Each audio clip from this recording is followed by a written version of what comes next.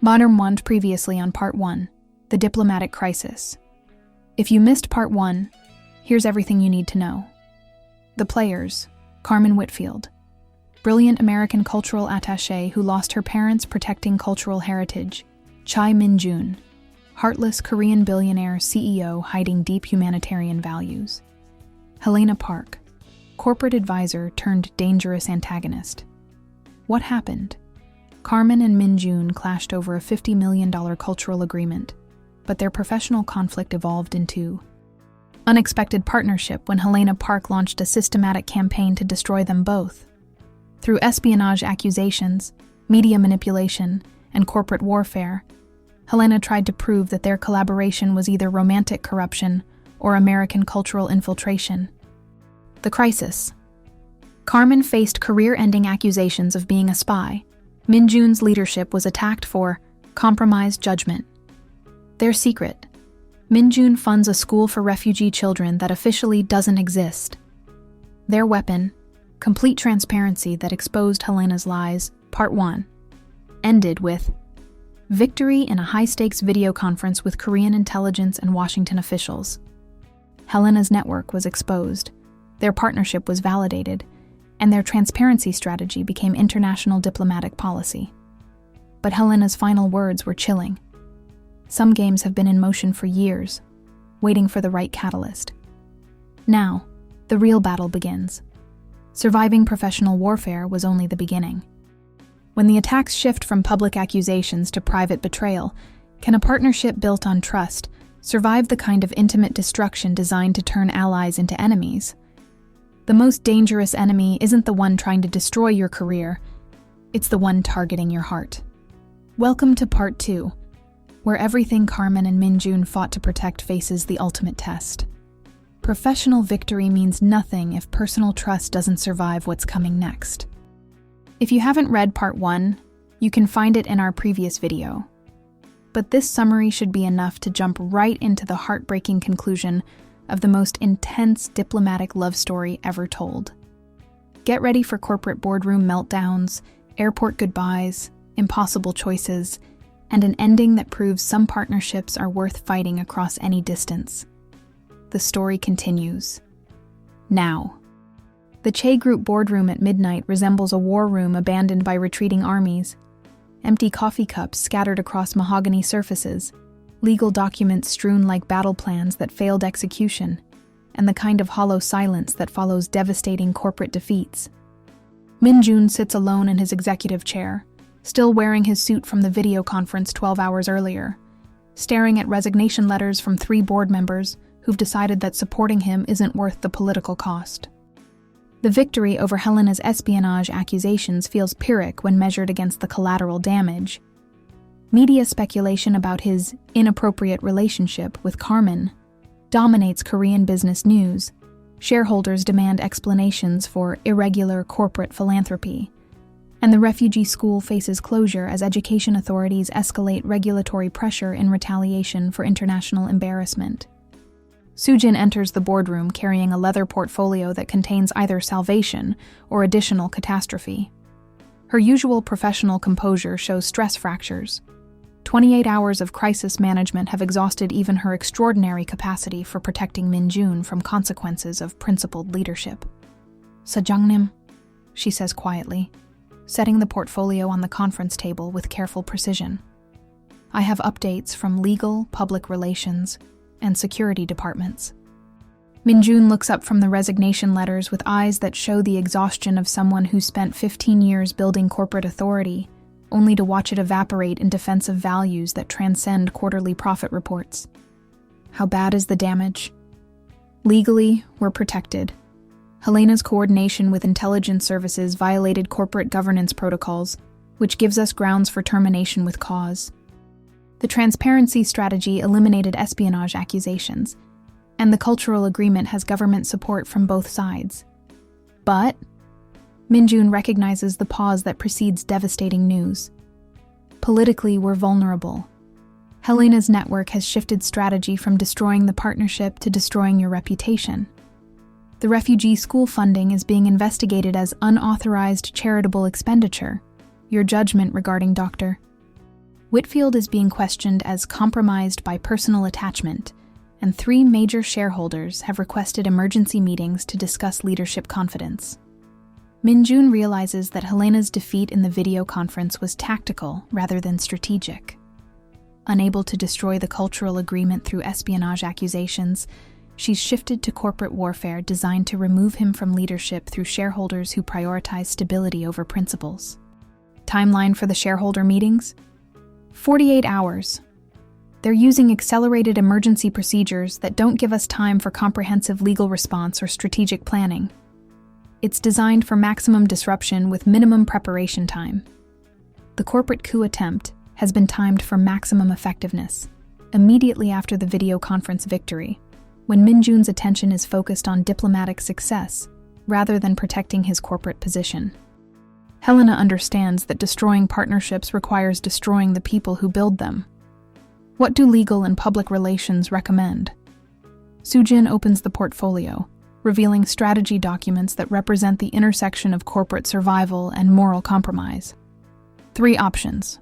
First, complete separation from Dr. Whitfield and the cultural agreement to demonstrate that corporate decisions aren't influenced by personal relationships. Abandon Carmen and destroy the partnership we just defended. Second option, negotiate compromise with Helena's network. Retain the cultural agreement, but accept oversight protocols that limit your authority over corporate philanthropy and international partnerships. Accept corporate supervision that eliminates my ability to support humanitarian programs like the refugee school. Third option, maintain current positions and prepare for shareholder coup that could remove you from leadership entirely. Min-jun studies the 3 strategies with the analytical precision that served him through hostile takeover attempts and family succession politics. Each option requires sacrificing principles that make corporate leadership worth pursuing: personal integrity, humanitarian commitment, or institutional independence. Soo-jin, what would you do? The question catches her off guard, not because it's unexpected, but because her answer requires acknowledging that sometimes loyalty means encouraging the people you serve to risk everything for values that transcend self-preservation. Sejongnim, I've watched you build this company's reputation through 15 years of careful decision-making and political navigation. You've never compromised institutional interests for personal considerations. Until now. Until now, you've never been asked to choose between institutional interests and human values. Dr. Whitfield and the refugee school represent values that corporate success should serve rather than sacrifice. The analysis cuts to the heart of Min-jun's crisis. Whether corporate leadership requires abandoning the humanitarian principles that give business success meaning, or whether business success creates obligations to protect humanitarian principles from political attack. So you'd recommend the third option? I'd recommend that you decide what kind of leader you want to be remembered as: someone who protected corporate authority by abandoning vulnerable partners, or someone who used corporate authority to protect partnerships that serve human welfare. Before Min-jun can respond, his phone rings with Carmen's private number. He hesitates. Accepting the call provides additional evidence for accusations of compromised judgment, but ignoring it abandons the partnership he's risked everything to defend. Carmen, he answers, his voice carrying exhaustion and determination in equal measure. Min-jun, I just heard about the shareholder meetings. This is my fault. Helena's using our partnership against you because destroying the cultural agreement through me failed. Carmen's voice carries guilt mixed with strategic planning. I can eliminate the personal relationship accusations by requesting immediate reassignment to another diplomatic post. The offer represents Carmen's version of the same choice Min-jun faces: sacrifice personal partnership to protect professional interests, or maintain partnership despite professional risks. Carmen, reassignment wouldn't eliminate the accusations. It would confirm them. Helena's narrative requires proving that our partnership was inappropriate, which your departure would seem to validate. Then what do? I can't watch you lose everything you've built because of defending our cooperation. Min-jun realizes that the conversation itself demonstrates the authentic professional partnership Helena's accusations seek to destroy. Carmen is prioritizing his institutional interests over her diplomatic career, while he's prioritizing their collaborative principles over corporate survival. We do what we've done since the beginning. We demonstrate that authentic partnership serves institutional interests better than political maneuvering.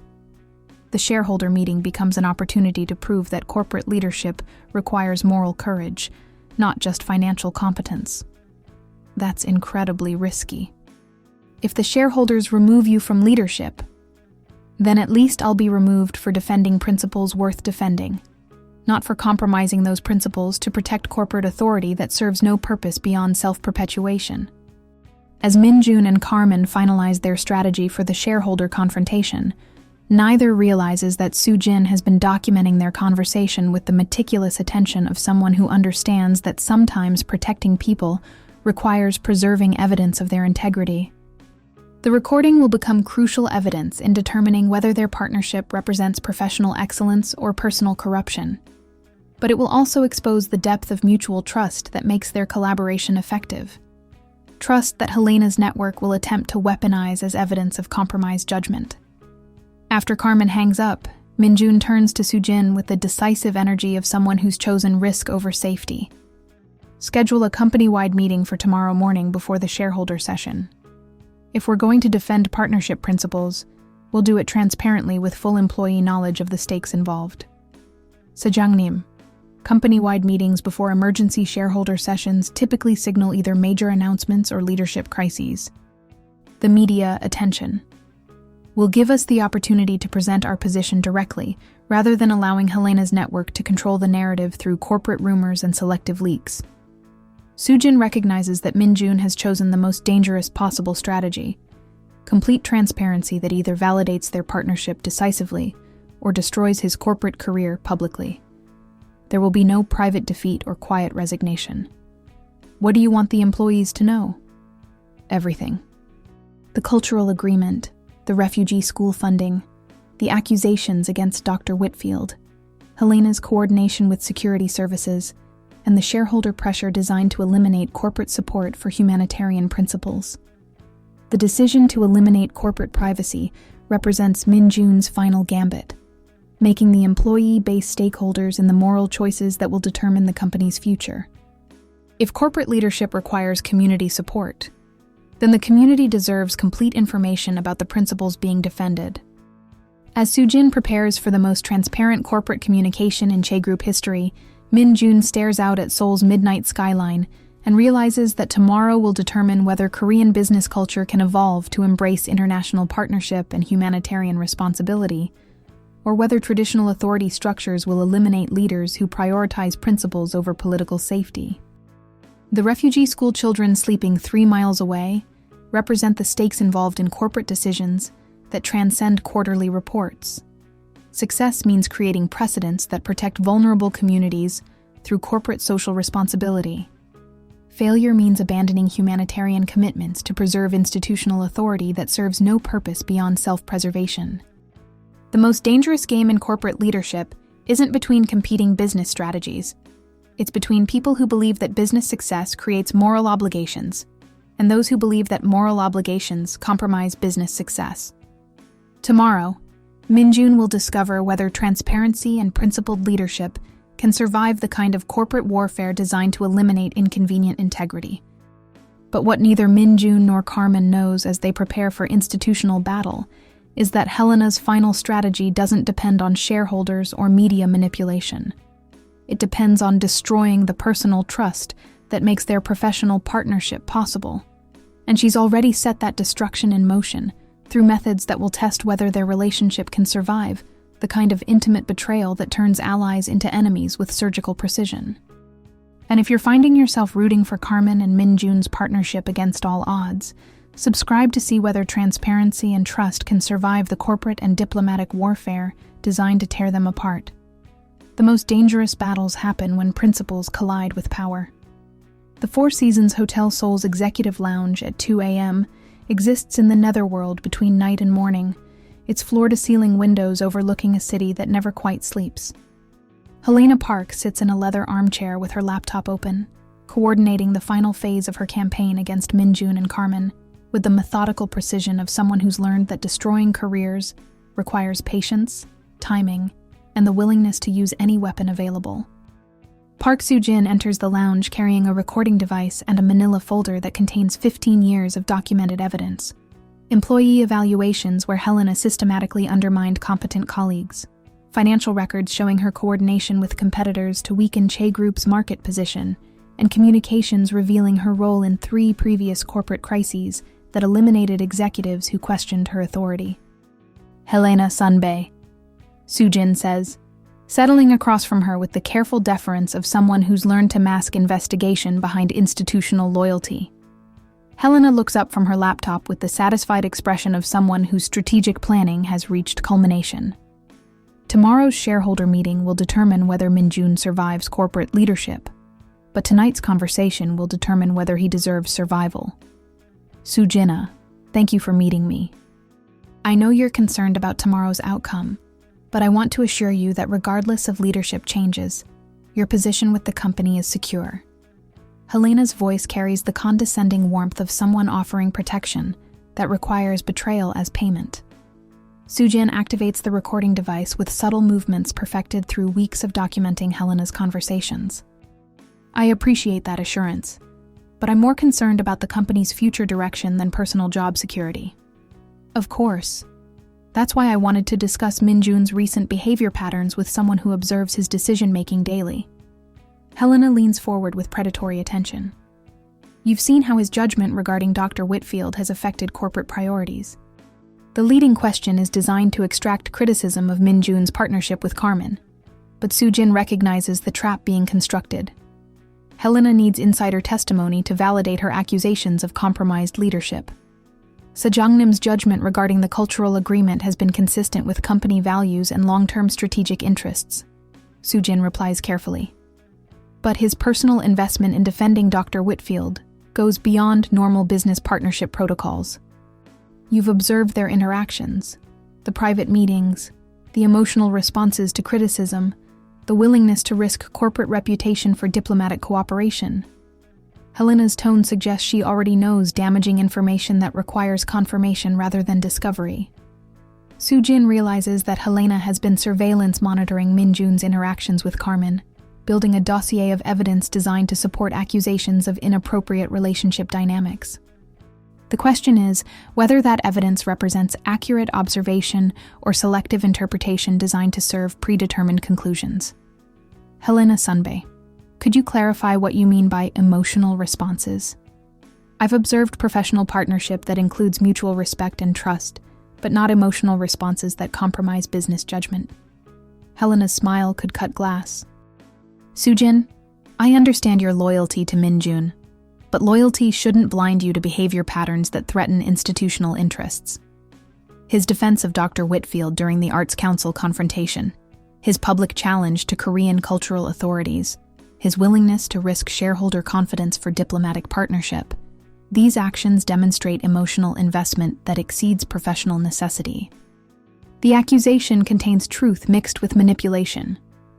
Min-jun's defense of Carmen demonstrated emotional investment, but Helena's interpretation transforms professional integrity into personal corruption. Soo-jin understands that her response will be used either to support or undermine Min-jun's corporate survival. I've observed dedication to principles and partnership, not emotional compromise of business judgment. Sejong-nim's support for the cultural agreement serves company interests in international cultural authority and humanitarian reputation.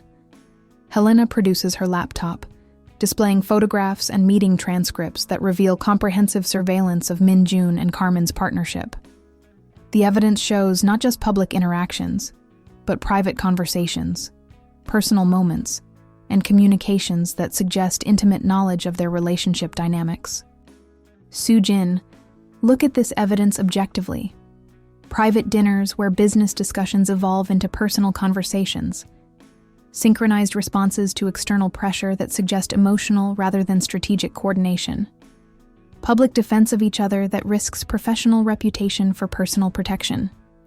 Helena's presentation transforms intimate partnership evidence into corporate liability documentation. Soo-jin studies the surveillance evidence with growing understanding of Helena's comprehensive campaign against Min-jun and Carmen. The documentation suggests months of coordinated intelligence gathering designed to weaponize authentic human connection as proof of professional corruption. Helena Sunbae, how did you obtain this surveillance documentation? Corporate security protocols require authorization for employee monitoring, and diplomatic surveillance requires government coordination. The question catches Helena off guard. She expected Soo-jin to focus on the evidence content rather than questioning collection methods. The hesitation that follows reveals the illegal or unethical techniques used to gather information designed to destroy Min-jun's corporate leadership. The documentation was provided by concerned stakeholders who believe that corporate leadership requires oversight when personal considerations might compromise institutional judgment. Helena replies carefully. Which stakeholders? And what authority did they have for surveillance of corporate executives and foreign diplomats? Soo-jin's questions reveal legal knowledge that Helena didn't anticipate from someone whose role typically involves administrative support rather than strategic analysis. Helena realizes that Soo-jin's inquiry represents potential legal exposure that could invalidate the evidence designed to destroy Min-jun. If the surveillance was conducted without appropriate authorization, then using it against corporate leadership could constitute illegal harassment rather than legitimate oversight. Soo-jin, the specific sources are confidential, but the information itself demonstrates behavior patterns that concern anyone invested in corporate stability and institutional reputation. So you can't verify that the surveillance was legal or authorized, but you're using it to justify accusations that could end Sejongnim's career? Soo-jin's voice carries the quiet authority of someone who's discovered information that changes everything. The question forces Helena to choose between acknowledging illegal surveillance methods or abandoning evidence that supports her accusations against Min-jun. Either choice undermines her corporate coup attempt, legal exposure, or evidentiary weakness. But Helena has additional weapons that don't depend on surveillance documentation. Soo-jin, regardless of how information was obtained, the behavior patterns speak for themselves. Min-jun's emotional investment in Dr. Whitfield has compromised his ability to make corporate decisions based on institutional interests rather than personal considerations. Can you provide specific examples of decisions that served personal interests rather than institutional interests? Soo-jin asks, her recording device capturing Helena's response for legal analysis. Helena activates her laptop, displaying financial records that show the refugee school funding, alongside other corporate charitable expenditures. The Namsan Foundation School receives funding that exceeds normal philanthropic parameters, without board approval or legal oversight.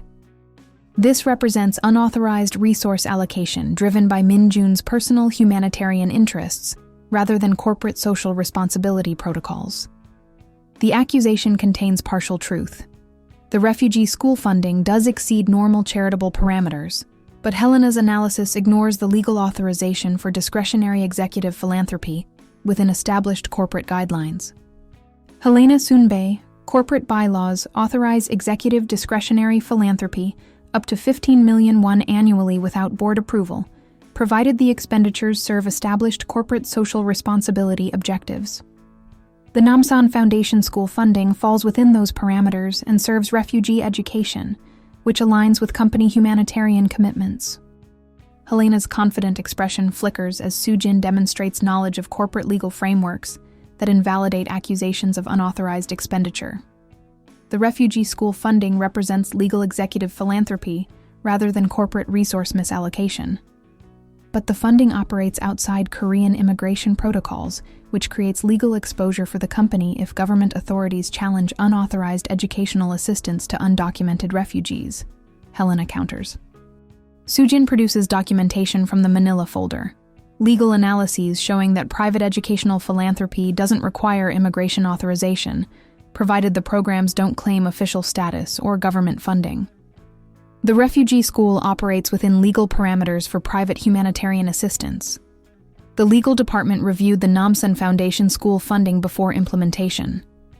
Private educational philanthropy is legally protected humanitarian assistance that doesn't require immigration oversight, provided it doesn't interfere with official government programs. Helena realizes that Soo-jin has systematically dismantled every legal accusation supporting the corporate coup attempt. The surveillance evidence might be inadmissible. The financial irregularities are actually legal expenditures, and the partnership with Carmen represents successful international cooperation rather than compromised judgment. Soo-jin, your loyalty to Min-jun is admirable, but it's blinding you to institutional risks that extend beyond legal technicalities. The shareholders demanding leadership changes aren't concerned with legal compliance. They're concerned with corporate reputation and market stability. Which shareholders specifically? And what evidence do they have that Sejangnam's leadership compromises market stability rather than enhancing international market positioning through cultural cooperation? Soo-jin's questions reveal that she's been investigating the financial backers supporting Helena's coup attempt. Helena's pause reveals information she didn't intend to disclose. The shareholders demanding Min-jun's removal represent competing business interests that profit from maintaining Korean corporate isolation rather than encouraging international partnership. Their opposition to the cultural agreement serves their business interests rather than Che Group institutional welfare. The shareholders' specific identities are confidential, but their concerns about leadership stability are legitimate regardless of their personal business interests. So you can't identify the shareholders making accusations. You can't verify the legality of surveillance evidence supporting those accusations. And you can't demonstrate that Sejangnam's decisions compromise rather than serve corporate interests. Soo-jin's summary reveals the comprehensive failure of Helena's case against Min-jun. Helena realizes that her carefully constructed corporate coup attempt has been systematically demolished by someone she considered a minor administrative obstacle. Soo-jin's investigation has exposed the legal weaknesses, ethical violations, and business conflicts that invalidate every accusation against Min-jun. But Helena has one final weapon, information that could destroy Min-jun's corporate leadership, even if all other accusations fail. Soo-jin, there's something about Min-jun's family history that you don't know. Something that explains his emotional compromise regarding Dr. Whitfield and his compulsive need to protect vulnerable partners.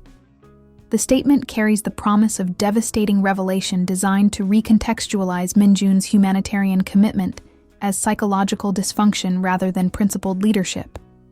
Helena is preparing to weaponize personal trauma against corporate survival. What family history? Soo-jin asks, though her tone suggests she already suspects the direction Helena's final attack will take.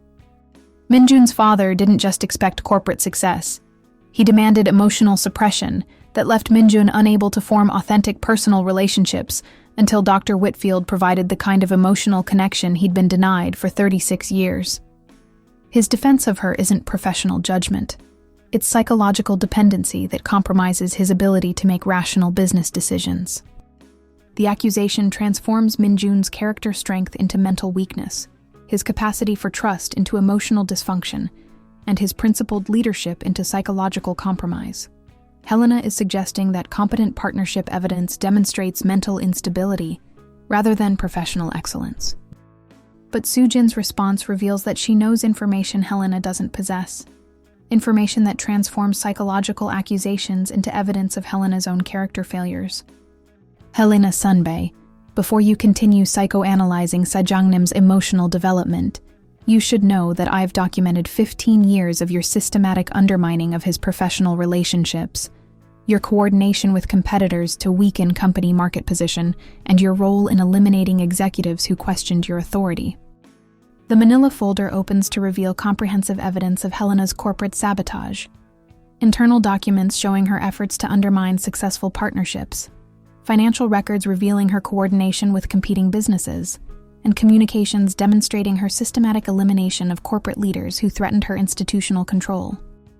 This evidence shows that your accusations against Sejangnam represent projection of your own compromised judgment and institutional disloyalty. You've spent 15 years using corporate position to serve personal power interests rather than company welfare, which makes you exactly the kind of leader whose judgment has been compromised by personal considerations. Helena stares at the evidence of her own corporate corruption with the shocked expression of someone who's been caught in systematic betrayal of institutional trust. Soo-jin has documented years of behavior that make Helena's accusations against Min-jun appear hypocritical at best. criminal at worst. Where did you get this information? From 15 years of careful observation by someone who understood that protecting Sejongnim sometimes requires documenting threats to his leadership. You taught me that institutional loyalty requires evidence-based analysis of character and competence. The revelation transforms the corporate coup attempt into evidence of Helena's unfitness for institutional responsibility. Her systematic campaign against Min-jun and Carmen represents exactly the kind of compromised judgment she's accused them of demonstrating. As Helena realizes that her corporate warfare has been comprehensively defeated by someone she considered beneath strategic notice, Soo-jin delivers the final blow that ensures her permanent removal from corporate leadership. Helena Sunbae, this recording and documentation will be presented to the Board of Directors, Corporate Legal Department, and government authorities investigating your coordination with intelligence services. The evidence that was supposed to destroy Min-jun's career will instead destroy Helena's corporate future, while protecting the partnership she sought to eliminate. Sometimes, institutional loyalty requires bringing down leaders whose authority serves personal rather than organizational interests. But as Helena prepares for her own professional destruction, she realizes that eliminating her won't protect Min-jun and Carmen from the larger forces that profit from maintaining barriers to international cooperation. The corporate coup was just one weapon in a larger arsenal designed to eliminate cultural partnerships that threaten established power structures. The Che Group headquarters at dawn resembles a corporate fortress under siege. Media vans line the streets like an occupying army. Shareholders arrive with the grim expressions of people attending a professional funeral, and security guards manage entry protocols with the precision of diplomatic protection details. Carmen approaches the building wearing her most formal diplomatic attire, understanding that today's shareholder meeting will determine whether transparency can survive the corporate warfare designed to destroy authentic international partnership. Min-jun stands at his office window on the 62nd floor, watching the media circus that has transformed his company's reputation into public entertainment. The morning's headlines blur together in his memory. Che Group CEO's romance scandal threatens corporate stability. American diplomat's secret influence over Korean business leader. Cultural agreement or cultural corruption. Each story represents Helena's network successfully weaponizing personal connection as evidence of professional incompetence. Park Soo-jin enters carrying legal documents that represent either salvation or additional catastrophe.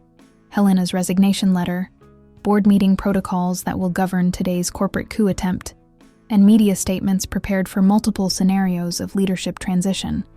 Her usual professional composure shows stress fractures that reveal 28 hours of crisis management beyond normal human endurance. "Sajangnim," she says quietly, setting the documents on his desk with careful precision. Helena's resignation is effective immediately. Legal department confirms that her coordination with intelligence services violated corporate governance protocols, which eliminates her influence over today's shareholder meeting. Min-jun examines Helena's resignation letter with the analytical precision of someone who's learned that corporate victories often conceal strategic retreats.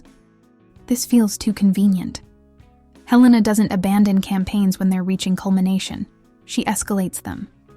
The surveillance evidence Soo-jin documented makes Helena legally vulnerable to criminal prosecution for corporate espionage and unauthorized intelligence cooperation. Resignation protects her from immediate legal consequences, while preserving her network's ability to influence corporate politics through other channels.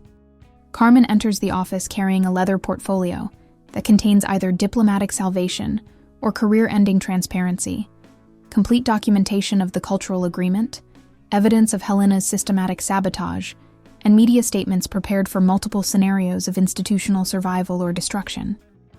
"Min-jun," she says, her voice carrying the controlled tension of someone who's decided to risk everything on a single strategic gambit. Ambassador Hayes received confirmation from Washington. Our transparency strategy has been approved for international diplomatic precedent. If we survive today's shareholder meeting, the cultural agreement becomes a model for future international cultural cooperation. The statement carries implications that extend beyond their personal partnership. Success means creating institutional frameworks that protect future diplomatic cooperation from politically motivated attacks. while failure means abandoning international cultural exchange to the forces that profit from maintaining isolation. And if we don't survive, then American cultural diplomacy retreats from international partnership models that require personal trust between negotiating partners. Washington will default to transactional relationships that eliminate human elements from cultural cooperation. Min-jun realizes that the shareholder meeting has evolved beyond determining his corporate leadership into deciding whether international cooperation can include authentic human partnership or must be restricted to emotionally sterile institutional transactions. The intercom buzzes with Soo-jin's voice. Sajang-nim, the shareholders have arrived. The meeting begins in 30 minutes. Through his office windows, Min-jun watches shareholders enter the building with expressions that suggest people preparing to deliver institutional death sentences. He recognizes the faces of competitors who've opposed the cultural agreement from the beginning, conservative investors who prioritize financial stability over international expansion, and political allies of Helena's network, who prefer Korean corporate isolation to global cultural partnership. Carmen, there's something you should understand about what's going to happen in that boardroom, Min-jun says, his voice carrying the careful honesty of someone who's decided that transparency includes acknowledging uncomfortable truths. The shareholders aren't just questioning my leadership. They're questioning whether Korean corporate culture can evolve to embrace international partnership that includes personal trust. What do you mean? Traditional Korean business relationships prioritize hierarchical respect over individual connection. The partnership we've built, professional cooperation that includes personal trust and mutual defense, challenges institutional assumptions about appropriate boundaries between business and humanity. Carmen realizes that their partnership represents more than diplomatic cooperation. It represents cultural evolution that threatens established power structures on both sides of the Pacific. The shareholders' opposition extends beyond financial concerns to fundamental questions about Korean cultural identity in global contexts. So we're not just defending our partnership, we're defending the principle that cultural cooperation can include authentic human connection. We're defending the principle that effective international cooperation requires the kind of trust that develops through personal understanding rather than institutional protocol. As they prepare to enter the boardroom that will determine their professional survival, Carmen and Min-jun understand that the stakes extend beyond their individual careers to questions about the future of international cultural diplomacy. Success means establishing precedents that protect authentic partnership from political attack, while failure means abandoning cultural cooperation to forces that prefer manipulation over collaboration. The shareholder meeting begins with the formal precision of corporate ritual, designed to mask personal warfare behind procedural neutrality. Director Kim from the Korean Arts Council opens the session with accusations disguised as institutional concerns. The board must address questions about leadership judgment that prioritizes personal relationships over corporate responsibilities. Min-jun stands before 43 shareholders, whose investment decisions will determine whether principled leadership can survive corporate environments that prioritize political convenience over humanitarian values.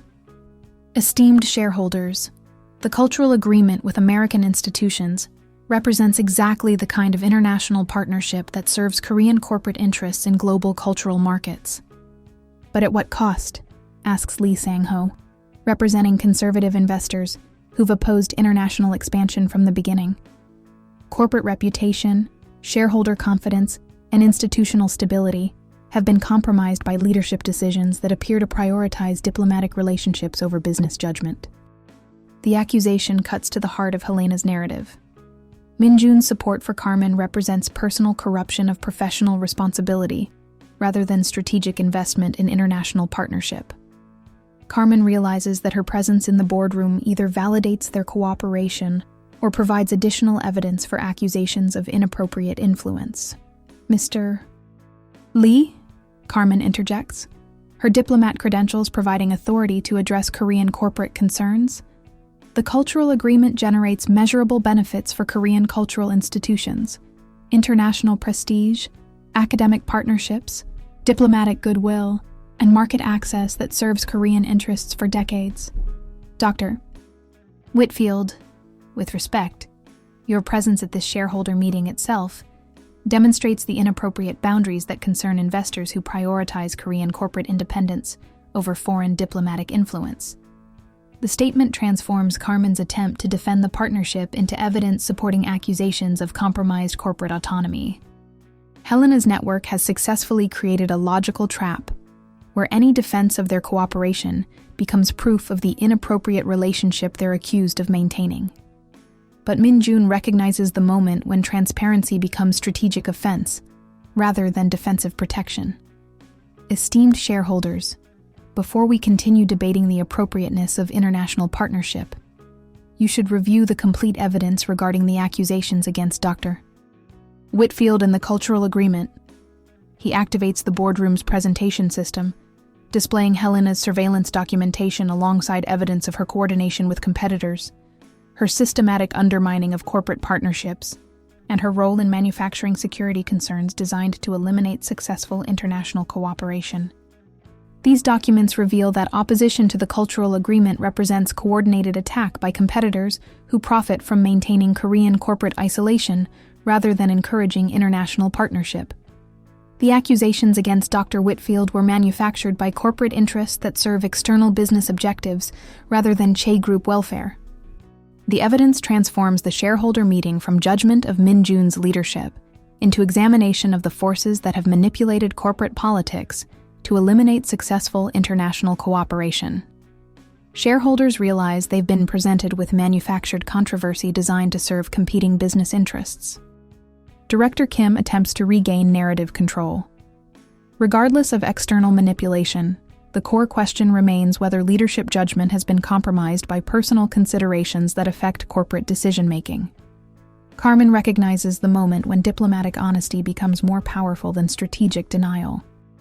Director Kim, our partnership includes personal respect and professional trust because effective cultural diplomacy requires understanding the people you're working with, not just the institutions they represent. Are you acknowledging that personal feelings influence professional judgment regarding the cultural agreement?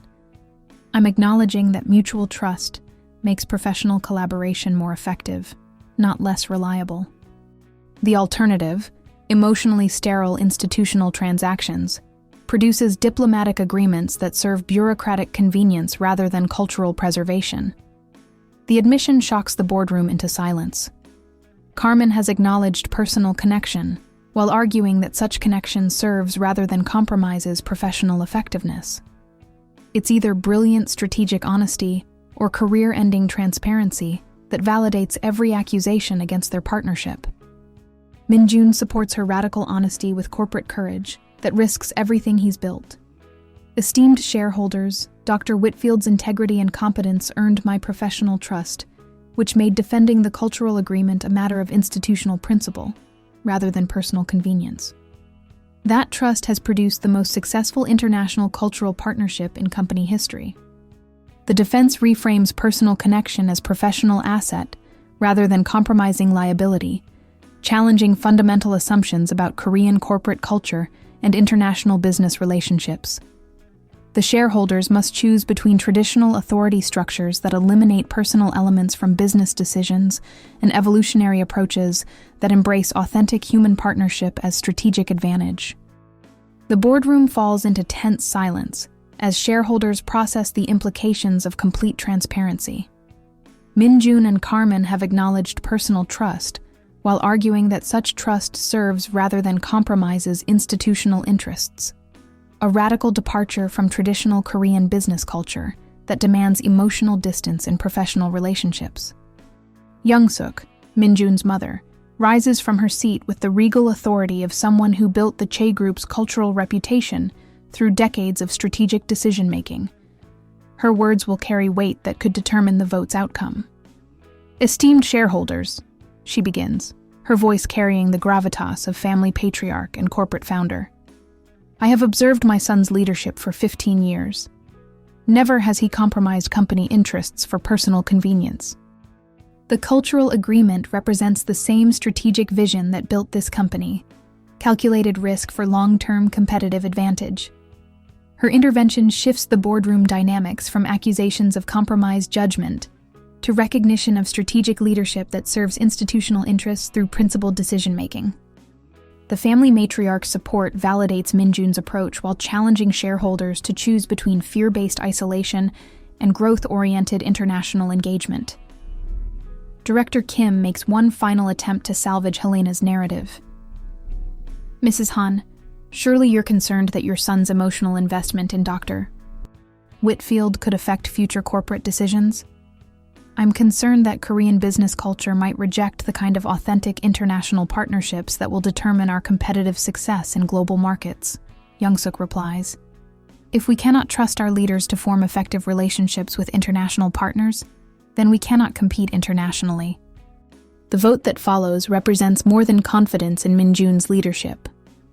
It becomes a referendum on whether Korean corporate culture can evolve to embrace international cooperation that includes authentic human partnership. 43 ballots are cast in silence, each shareholder weighing personal risk against institutional opportunity, traditional authority structures against evolutionary cooperation models. The results will determine not just Min-jun's corporate survival, but the precedent for Korean business engagement with international partners. When the votes are counted, 31 shareholders support Min-jun's continued leadership. 8 vote for removal, and 4 abstain.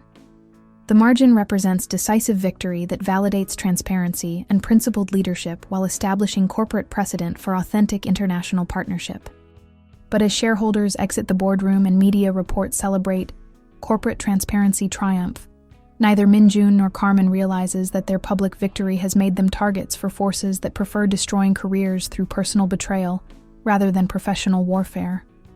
The most dangerous attack on their partnership is yet to come, one that will test whether personal trust can survive the kind of intimate sabotage that turns allies into enemies through methods that cannot be defended against with transparency or institutional support. The Incheon International Airport Departure Lounge exists in the liminal space between countries and commitments, its soaring architecture and constant movement creating an environment where personal decisions become irreversible, and goodbyes carry the weight of permanent separation. Carmen sits in the business class waiting area, her diplomatic passport and boarding pass to Washington, D.C., representing either strategic retreat or devastating defeat, depending on perspectives that shift with each announcement of delayed flights. The emergency recall order from the State Department arrived 6 hours after the shareholder meeting victory, its bureaucratic language masking political calculations that prioritize institutional convenience over diplomatic success. Dr. Whitfield is requested to return immediately for comprehensive debriefing regarding cultural diplomacy protocols and future assignment consultation. Translation: her partnership with Min-jun has become too politically complicated for continued Seoul deployment, regardless of professional effectiveness. Min-jun stands at the terminal's panoramic windows, watching aircraft taxi toward runways that lead to destinations beyond Korean airspace. His presence at Carmen's departure gate represents either final gesture of professional courtesy or personal devastation that corporate success cannot compensate. The shareholder victory feels pyrrhic when measured against the human cost of defending principles that require personal sacrifice. "You don't have to stay," Carmen says, her voice carrying the careful neutrality of someone who's learned to mask heartbreak behind diplomatic protocol. The media attention of being seen here together. "Let them watch," Min-jun replies, without turning from the windows. Some things matter more than media speculation or political convenience. The admission acknowledges what neither has explicitly stated during weeks of professional crisis. Their partnership has evolved beyond diplomatic cooperation into something that makes separation personally devastating rather than merely professionally inconvenient. They've built trust that transcends institutional boundaries, making departure feel like betrayal rather than strategic relocation. Ambassador Hayes approaches carrying classified documents that represent either salvation or additional catastrophe, new orders from Washington that could change Carmen's recall status, or confirmation that her diplomatic career requires geographic distance from Korean complications that have made international headlines. "Carmen," he says, settling beside her with the weary expression of someone who's spent 36 hours managing diplomatic crisis through phone calls with Deputy Secretary Morrison. "I have updates from Washington that might interest you." She examines the classified folder with analytical precision that served her through negotiations from Bogota to Brussels, recognizing that diplomatic documents delivered at airport departure gates typically contain either miraculous reprieve or devastating finality. The recall has been modified, Hayes continues. Washington has decided that your transparency strategy represents innovative diplomatic methodology that should be documented and disseminated rather than discouraged. You're being reassigned to the Cultural Diplomacy Innovation Program as Senior Policy Advisor for International Partnership Protocols. The promotion represents professional validation that transforms recall from punishment into recognition, but it also means permanent departure from Seoul and termination of the partnership that made innovative diplomacy possible. Success becomes indistinguishable from separation. Min-jun turns from the windows with an expression that suggests he's overheard enough of the conversation to understand its implications. Congratulations, Carmen. Washington recognizes what Seoul has benefited from: exceptional diplomatic competence that serves international cooperation. The formal courtesy masks personal impact that corporate training hasn't prepared him to process. Losing Carmen means losing the partnership that taught him authentic international cooperation. But congratulating her promotion represents the kind of personal sacrifice that principled leadership sometimes requires. The position includes authority to establish international cultural cooperation models that could be implemented globally, Hayes adds. Your partnership with Mr. Chai would become the foundation for diplomatic protocols that protect future cultural exchanges from politically motivated attacks. Carmen realizes that accepting the Washington promotion means transforming her personal partnership with Min-jun into institutional template that could protect other diplomats and international partners from the warfare they've survived. Their collaboration could serve humanitarian purposes beyond their individual careers. But institutional service requires personal sacrifice that makes professional success emotionally hollow. How long before the new assignment begins? Immediately. The flight to Washington cannot be delayed without affecting program implementation timelines that involve multiple international partners. The bureaucratic urgency eliminates opportunity for gradual separation or careful personal closure. Carmen must choose between professional advancement that serves global diplomatic interests and personal partnership that has redefined her understanding of effective cultural cooperation. Min-jun approaches with the decisive energy of someone who's made strategic decisions under pressure throughout his corporate career. Carmen, there's something I need to say before Washington claims your complete attention. He produces a small package wrapped in traditional Korean paper, hanji, that represents the cultural bridge-building motif that has defined their partnership from their first confrontation at the National Museum to today's departure gate separation. This is the music box from the original cultural agreement proposal, he says as she opens the package. The Aztec artifact reproduction that was supposed to represent American cultural heritage, shared with Korean institutions. Carmen recognizes the symbolic weight of the gift.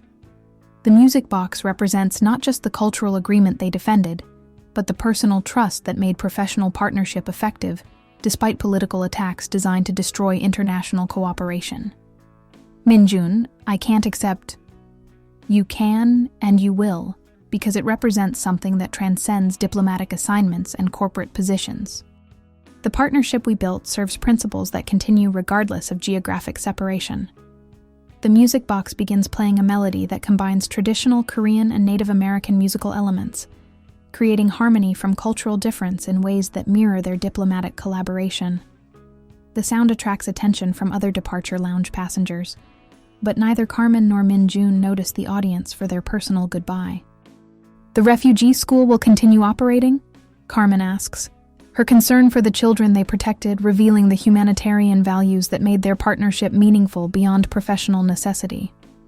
With increased funding and legal protection, Min-jun confirms. The transparency strategy you developed will protect vulnerable programs from political attack while ensuring they serve community needs rather than corporate image management. The commitment represents Min-jun's promise that their collaborative principles will survive separation, serving humanitarian objectives that transcend individual careers or personal relationships. Their partnership becomes legacy that protects others. Ambassador Hayes checks his watch with the precision of someone managing diplomatic schedules that cannot accommodate personal considerations. Carmen, boarding begins in 15 minutes. Security clearance for classified materials requires additional processing time. The announcement forces final decision between professional advancement and personal partnership, institutional service and individual connection. Carmen must board the flight that represents career success, while abandoning the human relationship that redefined her understanding of effective diplomacy. She stands with the decisive energy of someone who's learned that some choices define character more than career advancement. Ambassador, I need 5 more minutes for personal closure that serves diplomatic effectiveness. Hayes recognizes the diplomatic language that transforms personal needs into professional requirements, providing official authorization for private conversation that violates normal protocol timing. Sometimes, institutional flexibility serves institutional interests. Carmen turns to Min-jun with words that could represent either goodbye or commitment that transcends geographic separation. The Cultural Diplomacy Innovation Program will require field testing of partnership protocols. Seoul would provide ideal laboratory conditions for developing international cooperation models. The statement suggests that accepting the Washington promotion might not eliminate their partnership, but could institutionalize it as official diplomatic methodology that serves global cultural cooperation. Professional advancement becomes mechanism for personal continuity. Min-jun understands the diplomatic language that masks personal hope behind institutional planning. The Che Group would be honored to serve as Korean partner for international cultural diplomacy innovation that benefits global cooperation. The formal response acknowledges that their partnership could continue through official channels that protect it from political attack while serving humanitarian objectives that transcend individual careers. Professional relationship becomes institutional commitment. Final boarding call for United Airlines Flight 892 to Washington, D.C. Final boarding call. Carmen gathers her diplomatic materials with movements that suggest someone accepting inevitable separation, while maintaining hope for future reunion. The partnership that began with cultural disagreement has evolved into mutual trust that survives institutional demands requiring temporary sacrifice. Min-jun, she says, her voice carrying emotions that diplomatic training hasn't prepared her to manage professionally.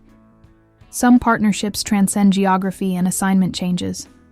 The work we started continues regardless of where Washington assigns me. Carmen, he replies, using her given name with the intimacy that developed through weeks of shared crisis and mutual defense.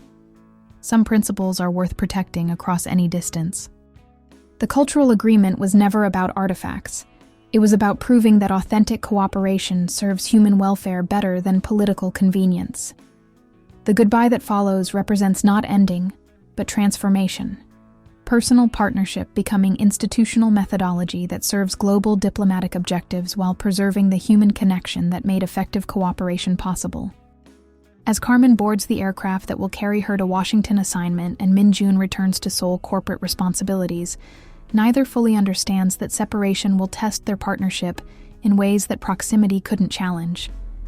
Distance becomes opportunity to prove that authentic trust survives institutional pressures designed to eliminate inconvenient human connections from professional relationships.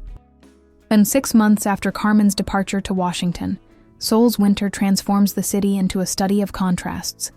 Glass towers reflecting snowfall that softens industrial edges, traditional architecture emerging from concrete forests, like cultural memories preserved against modernization.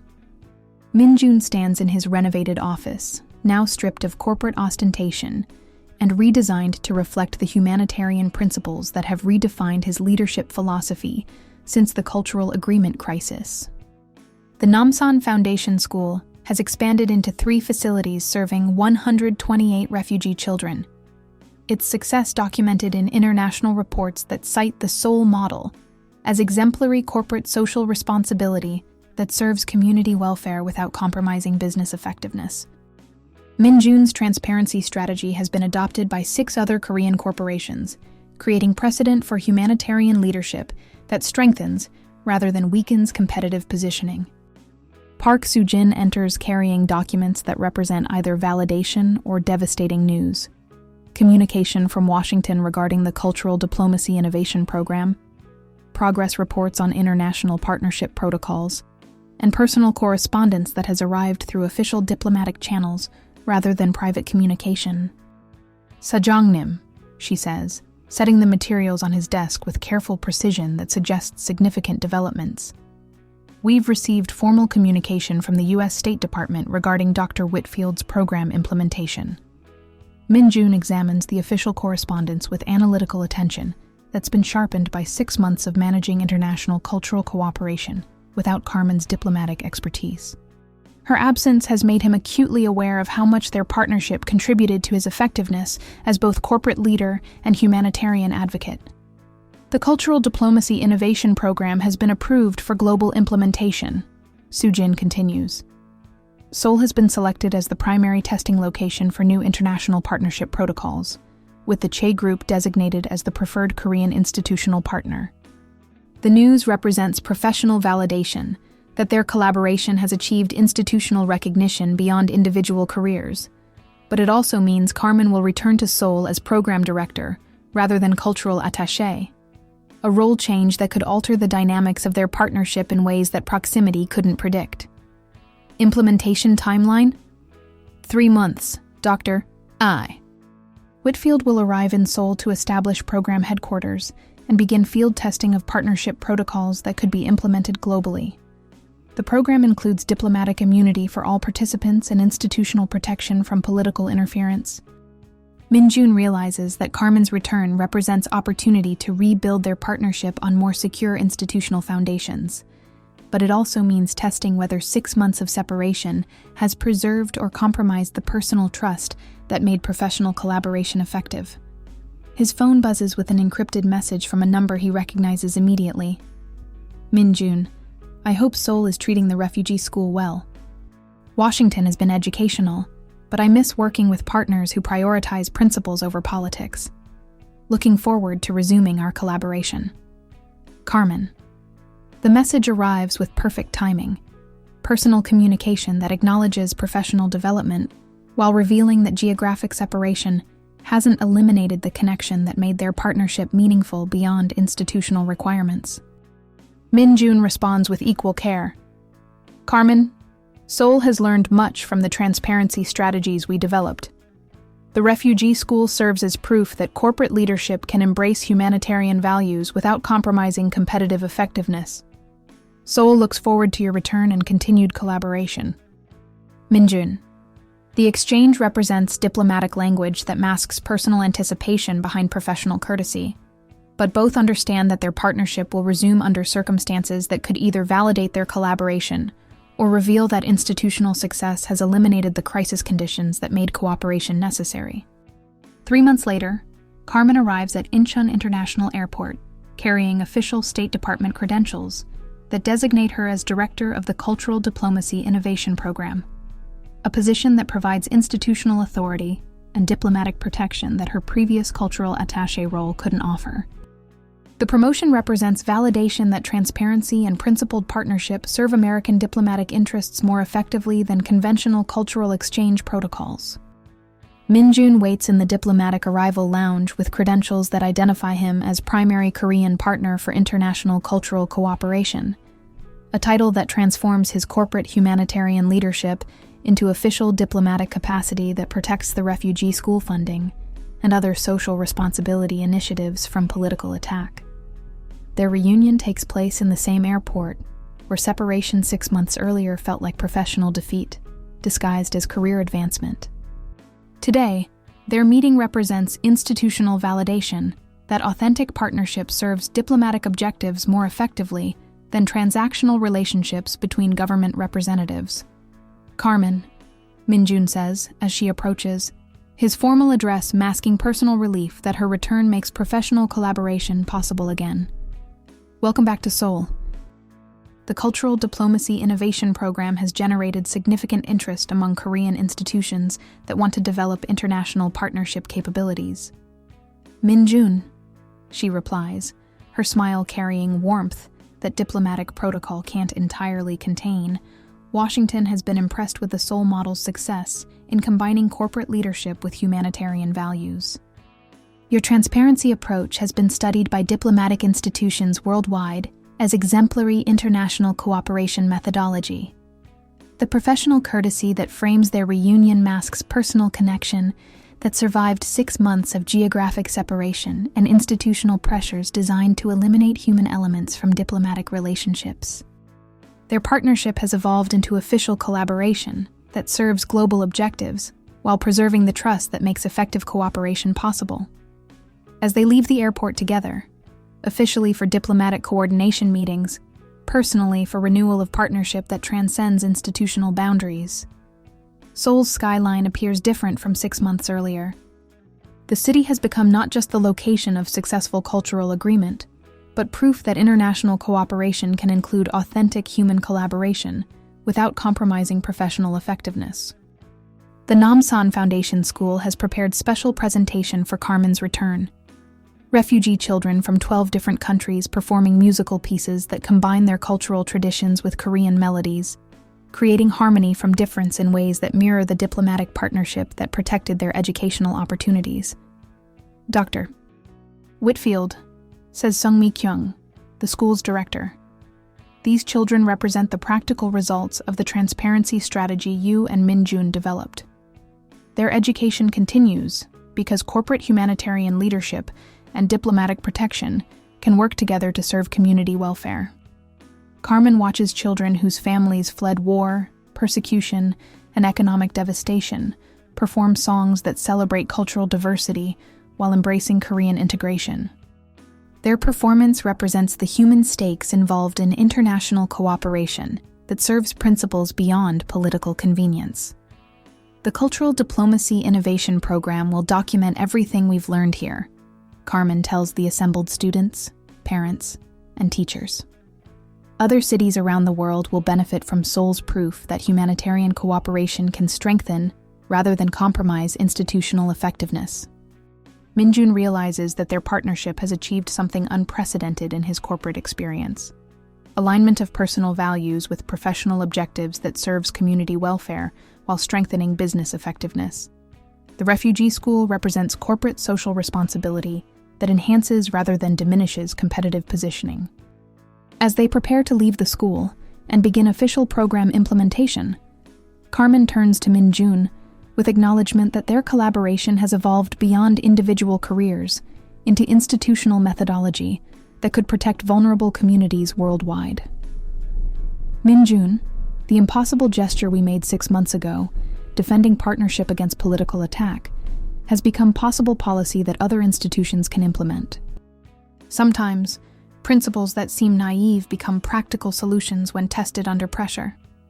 Carmen, he replies, the most impossible gesture was trusting each other enough to be transparent about our motivations and defend our partnership against forces designed to destroy international cooperation.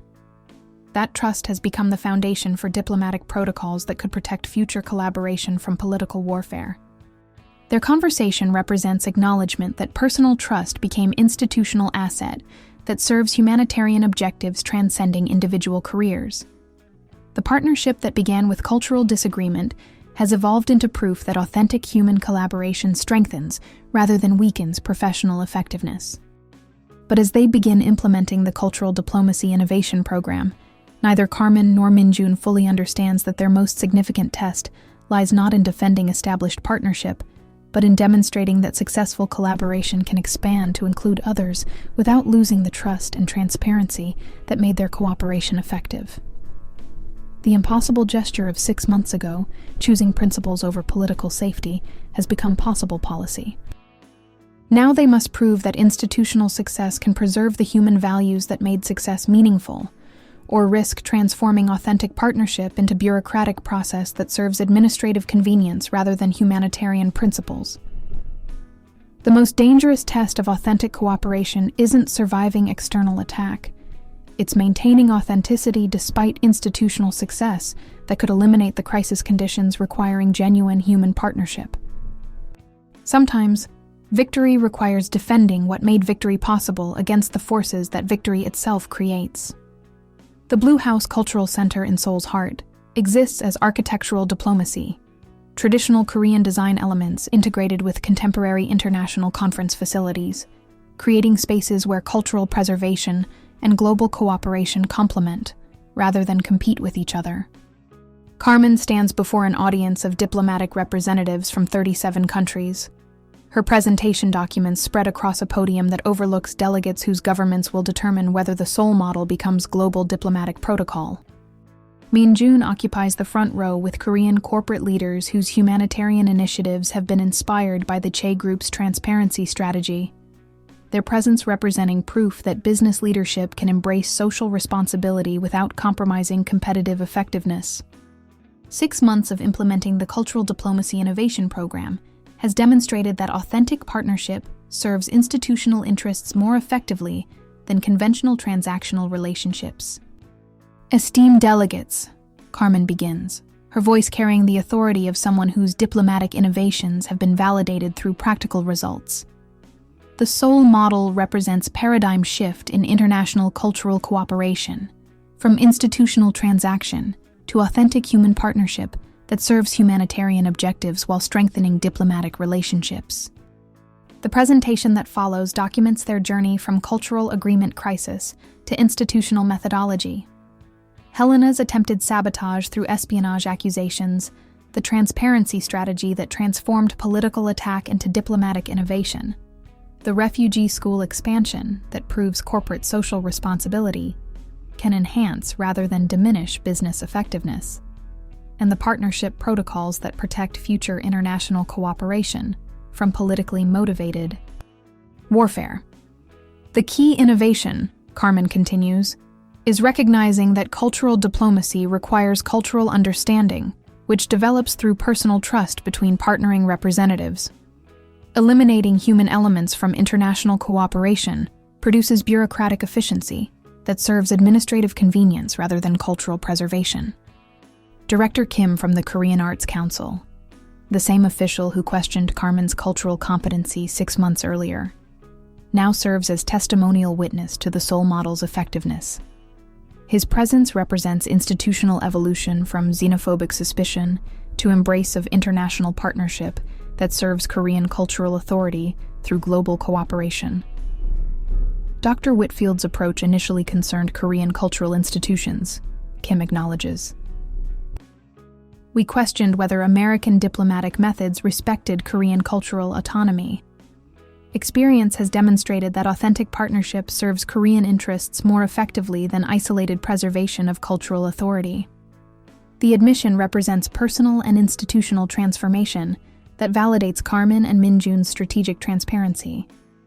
Opposition based on cultural paranoia has evolved into support for cooperation models that protect cultural authenticity through international collaboration rather than defensive isolation. Ambassador Hayes observes from the diplomatic section with satisfaction that transforms career-threatening crisis into professional vindication. The Cultural Diplomacy Innovation Program has attracted international attention that positions American cultural diplomacy as global leadership in humanitarian cooperation rather than political manipulation disguised as cultural exchange. The program's most significant achievement, Hayes notes during his presentation segment, is proof that diplomatic partnerships can include personal trust and mutual respect without compromising professional objectivity. Human connection enhances, rather than undermines, institutional effectiveness when properly managed through transparency protocols. Min-jun approaches the podium with corporate authority that has been redefined through 6 months of humanitarian leadership that serves business objectives while protecting community welfare. His presentation will determine whether Korean business culture can officially embrace international partnership that includes authentic human collaboration. Honorable delegates, Min-jun begins, the Che Group's experience demonstrates that corporate social responsibility and business effectiveness complement rather than compete with each other. The refugee school funding has enhanced company reputation, attracted international partnerships, and demonstrated Korean humanitarian leadership that serves both business interests and community welfare. The corporate testimony validates diplomatic methodology through practical business results that shareholders can measure in quantifiable terms. Min-jun's success proves that principled leadership can survive competitive business environments while serving humanitarian objectives that transcend quarterly profit reports. But the presentation is interrupted by information that threatens to undermine everything they've built. News reports revealing that Helena Park has been arrested for corporate espionage and coordination with foreign intelligence services designed to undermine Korean international partnerships. Her network's systematic campaign against the cultural agreement represented not just personal rivalry, but organized effort to eliminate Korean cooperation with American institutions. "Ladies and gentlemen," Carmen says, addressing the commotion that follows Helena's arrest announcement, "this development validates, rather than undermines, the Seoul model's effectiveness. Transparent partnership protocols provided protection against politically motivated attacks that conventional diplomatic secrecy couldn't prevent. The revelation transforms Helena's earlier accusations into evidence supporting Carmen and Min-jun's approach. Her coordination with intelligence services to manufacture espionage concerns demonstrates that conventional diplomatic privacy creates vulnerability that transparency eliminates through accountability. Min-jun supports Carmen's analysis with corporate perspective. Helena's arrest confirms that opposition to international partnership served external political objectives rather than Korean institutional interests. The transparency strategy protected legitimate cooperation from illegitimate interference. The delegates process implications of Helena's espionage activities. If diplomatic partnerships can be manipulated by hostile intelligence services, then transparency becomes security measure rather than bureaucratic inconvenience. The Seoul model provides protection that conventional diplomatic protocols cannot offer. The Seoul model's transparency requirements, Carmen explains, eliminate the shadows where politically motivated attacks develop. Complete documentation, public accountability, and institutional oversight prevent the kind of manipulation that Helena's network attempted to implement.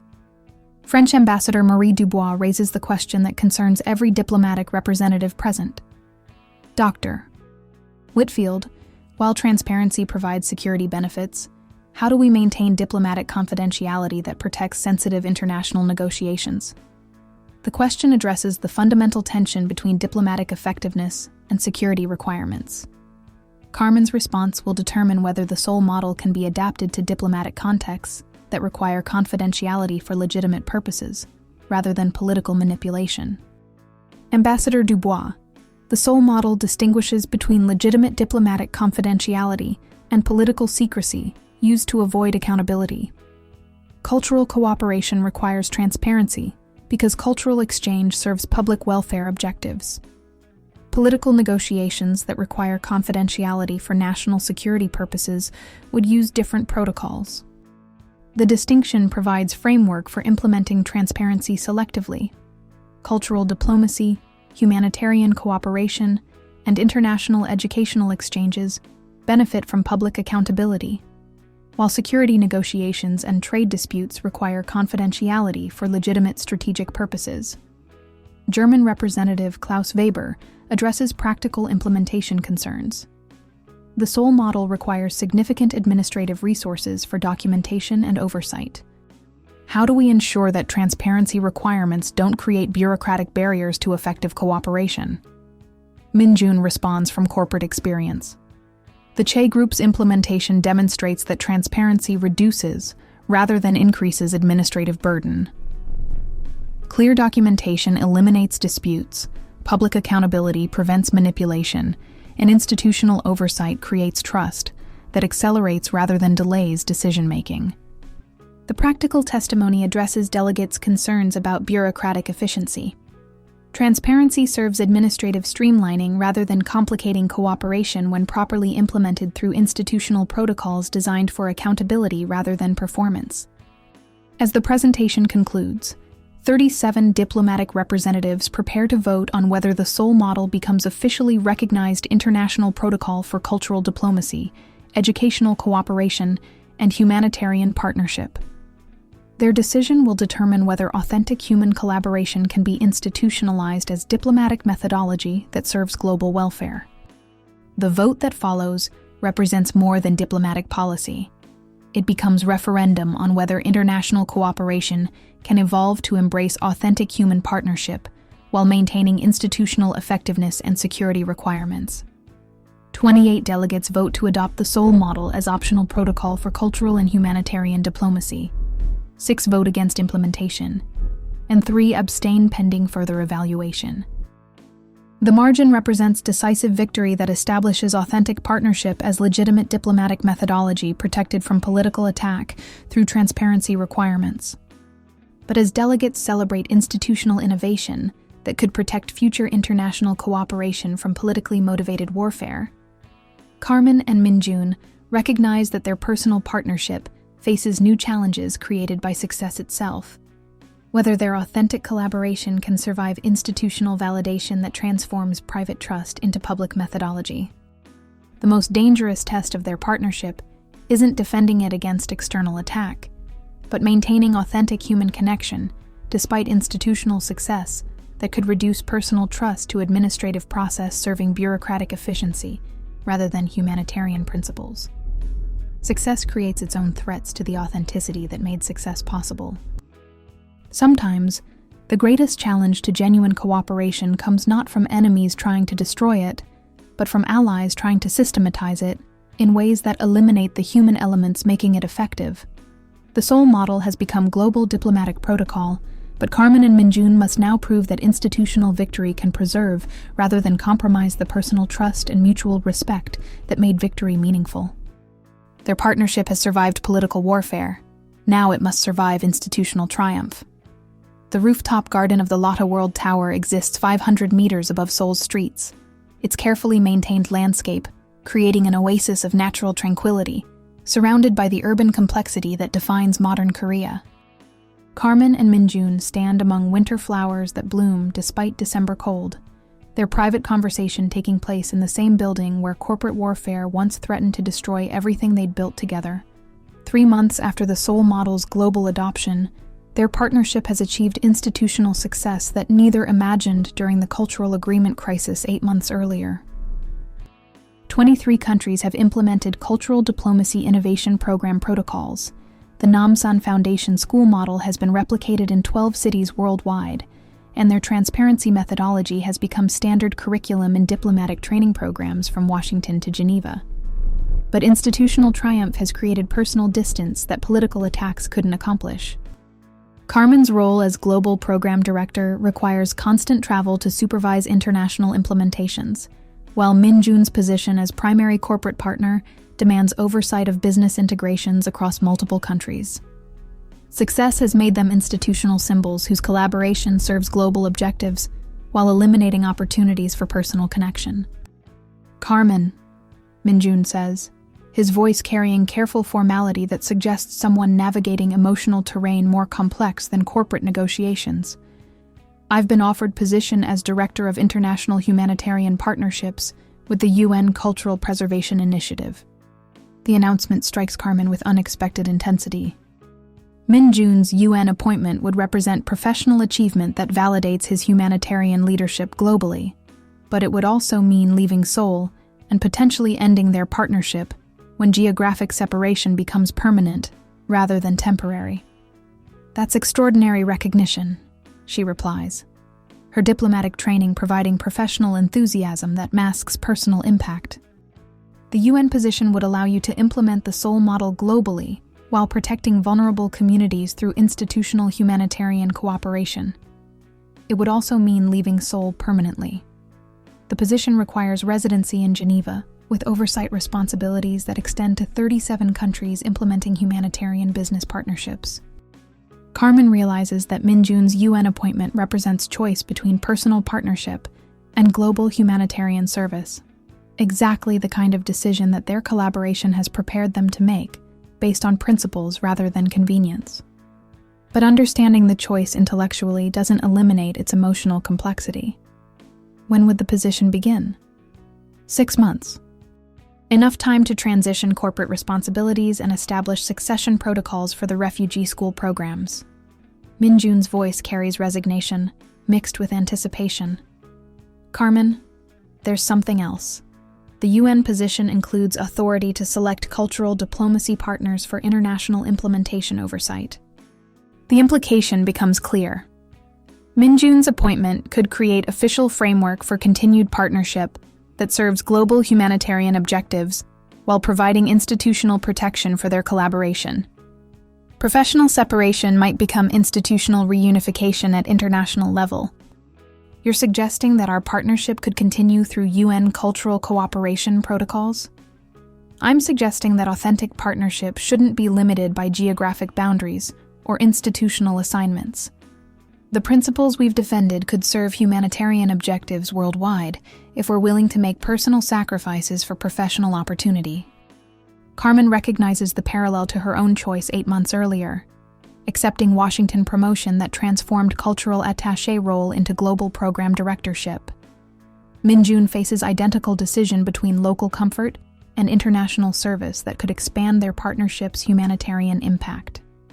The rooftop garden conversation is interrupted by Soo-jin's approach, carrying documents that represent either additional opportunity or complicating crisis. Her expression suggests information that will affect both their professional futures and personal relationship. Sajangnim Dr. Whitfield, Soo-jin says with careful deference, I have communication from the Seoul Metropolitan Government regarding expansion of the refugee school program into official municipal education system. The documents reveal Seoul's decision to institutionalize refugee education as city policy, providing government funding and legal protection that eliminates dependence on private corporate philanthropy. The Namsan Foundation School's success has convinced municipal authorities that refugee integration serves Korean interests more effectively than immigration restriction. The official program will serve 500 refugee children through 12 educational facilities with full government funding and legal protection, Soo-jin explains. The Seoul Metropolitan Government credits the transparency methodology developed through your partnership as enabling successful integration policy. Min-jun realizes that his refugee school initiative has achieved institutional permanence that no longer requires his personal oversight or corporate funding. Success has made his humanitarian leadership expendable, while validating the principles that motivated the original private funding. Sajangnim, Soo-jin continues, the municipal government has requested that you serve as senior advisor for international humanitarian business integration, a position that would coordinate corporate social responsibility programs throughout Seoul while maintaining your UN appointment responsibilities. The offer provides framework for Min-jun to serve both local and international humanitarian objectives, but it also means managing complex institutional relationships that could compromise the authenticity making his leadership effective. Success creates its own bureaucratic complications. Carmen recognizes that institutional validation of their collaborative principles creates opportunities for expanded service while potentially eliminating the personal partnership that made effective cooperation possible. Success forces choice between maintaining authentic collaboration and maximizing institutional impact. Min-jun, the UN position represents extraordinary opportunity to implement humanitarian business integration globally. Seoul's municipal success provides proof that the principles we've defended can serve community welfare through institutional policy rather than private initiative. But institutional policy implementation doesn't require the kind of personal partnership that made our collaboration effective, Min-jun replies. Bureaucratic cooperation serves administrative efficiency, not humanitarian innovation that requires authentic trust between individual representatives. The observation addresses fundamental tension between institutional success and personal authenticity. Their partnership achieved global recognition because it included human elements that conventional diplomatic cooperation eliminates through professional protocol designed for emotional distance. Carmen faces decision that parallels Min-jun's UN choice, whether to accept promotion to Director of Global Cultural Integration with authority over international implementations, or maintain current Seoul assignment that provides personal partnership while limiting global humanitarian impact. Carmen, there's something I need to say before institutional obligations eliminate opportunity for personal honesty, Min-jun says, with decisive energy that suggests someone who's made strategic choice under pressure. The partnership we've built transcends professional cooperation. It has become personal trust that serves humanitarian objectives more effectively than institutional protocols. The admission acknowledges what both have carefully avoided stating explicitly. Their collaboration has evolved beyond diplomatic necessity into personal connection that makes professional separation emotionally devastating rather than merely logistically inconvenient. Minjun, Carmen replies, her diplomatic composure showing stress fractures that reveal human emotion beneath professional courtesy. Institutional success shouldn't eliminate the human elements that made success possible. Our partnership works because it includes personal trust and mutual respect, not despite those elements. The acknowledgement represents mutual recognition that authentic cooperation requires authentic human connection, precisely what institutional protocols are designed to eliminate through professional distance that serves administrative convenience rather than effective collaboration. So the question becomes whether we choose global institutional impact or personal partnership that serves humanitarian objectives through authentic cooperation, Minjun says. We can't maintain both without compromising either institutional effectiveness or personal authenticity. Carmen realizes that their success has created impossible choice between maximizing humanitarian impact through institutional service and preserving authentic partnership that made humanitarian innovation possible. Victory forces decision between expanding success and maintaining the values that created success. But before either can verbalize their choice, Soo-jin produces additional documents that transform their dilemma into unexpected opportunity. Sajongnim, Dr. Whitfield, I have proposal from the International Committee of the Red Cross regarding establishment of global cultural preservation and humanitarian integration initiative. The ICRC proposal offers framework for continued partnership that serves international humanitarian objectives while providing institutional protection for authentic collaboration. Their success could become foundation for global organization dedicated to protecting vulnerable communities through cultural diplomacy and business integration. The position would require co-directorship based in Geneva, with authority over cultural preservation programs, refugee integration initiatives, and humanitarian business partnerships in 63 countries, Soo-jin explains.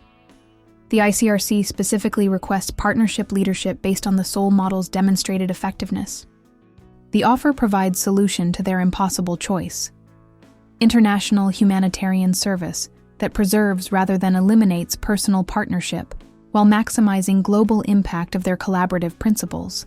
Professional advancement becomes mechanism for personal continuity rather than separation. Carmen and Minjun exchange glances that carry 8 months of shared crisis, mutual defense, and authentic trust that survived political warfare designed to destroy international cooperation. Their partnership has evolved from diplomatic necessity into personal connection that serves humanitarian objectives transcending individual careers. Carmen, Minjun says, some partnerships transcend institutional assignments and geographic limitations.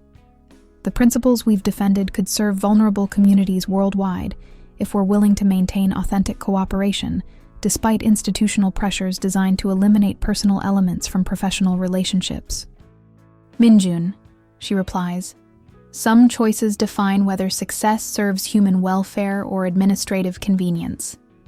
Our partnership has proven that authentic human collaboration strengthens rather than weakens institutional effectiveness when properly implemented through transparency and mutual accountability. Their decision represents choice between institutional success that eliminates personal partnership and global humanitarian service that preserves authentic cooperation while maximizing community welfare impact. Sometimes, the most important professional choice is maintaining the human values that make professional success meaningful. As Seoul's winter evening settles over the rooftop garden and city lights begin illuminating urban complexity that has defined their partnership's development, Carmen and Minjun prepare to make decisions that will determine whether authentic international cooperation can survive institutional triumph designed to transform personal trust into bureaucratic process. The most dangerous enemy of authentic partnership isn't political attack. It's institutional success that eliminates the human elements making cooperation effective, while claiming to preserve collaborative principles through administrative efficiency. Victory requires defending what made victory possible against the forces that victory itself creates. Their partnership has survived espionage accusations, corporate warfare, media scandal, and political interference. Now it must survive global recognition that could transform authentic human collaboration into institutional methodology, serving bureaucratic convenience rather than humanitarian principles. The Heart's decision involves choosing between maximizing impact and preserving authenticity, recognizing that sometimes the greatest service to humanitarian principles requires maintaining the human connections that make those principles meaningful, rather than just administratively efficient. The International Committee of the Red Cross headquarters in Geneva exists as monument to humanitarian principles that transcend political boundaries. Its understated architecture housing offices where decisions affect vulnerable communities worldwide through programs that serve human welfare rather than national interests. Carmen and Minjun stand in the Director General's conference room, surrounded by maps displaying refugee crises, cultural preservation emergencies, and humanitarian disasters that could benefit from the Soh model's integration of diplomatic cooperation and corporate social responsibility. Director General Elizabeth Miller reviews their joint proposal with analytical precision, honed through 30 years managing international humanitarian operations, where personal politics can either accelerate or devastate community assistance programs. The Global Cultural Preservation and Humanitarian Integration Initiative represents unprecedented collaboration between American diplomatic innovation and Korean corporate humanitarian leadership. Dr. Whitfield, Mr. Che, Miller begins, her voice carrying Swiss precision that masks passionate commitment to humanitarian effectiveness. Your proposal suggests revolutionary approach to international assistance, combining cultural preservation with refugee integration through business partnerships that serve community welfare while strengthening economic stability.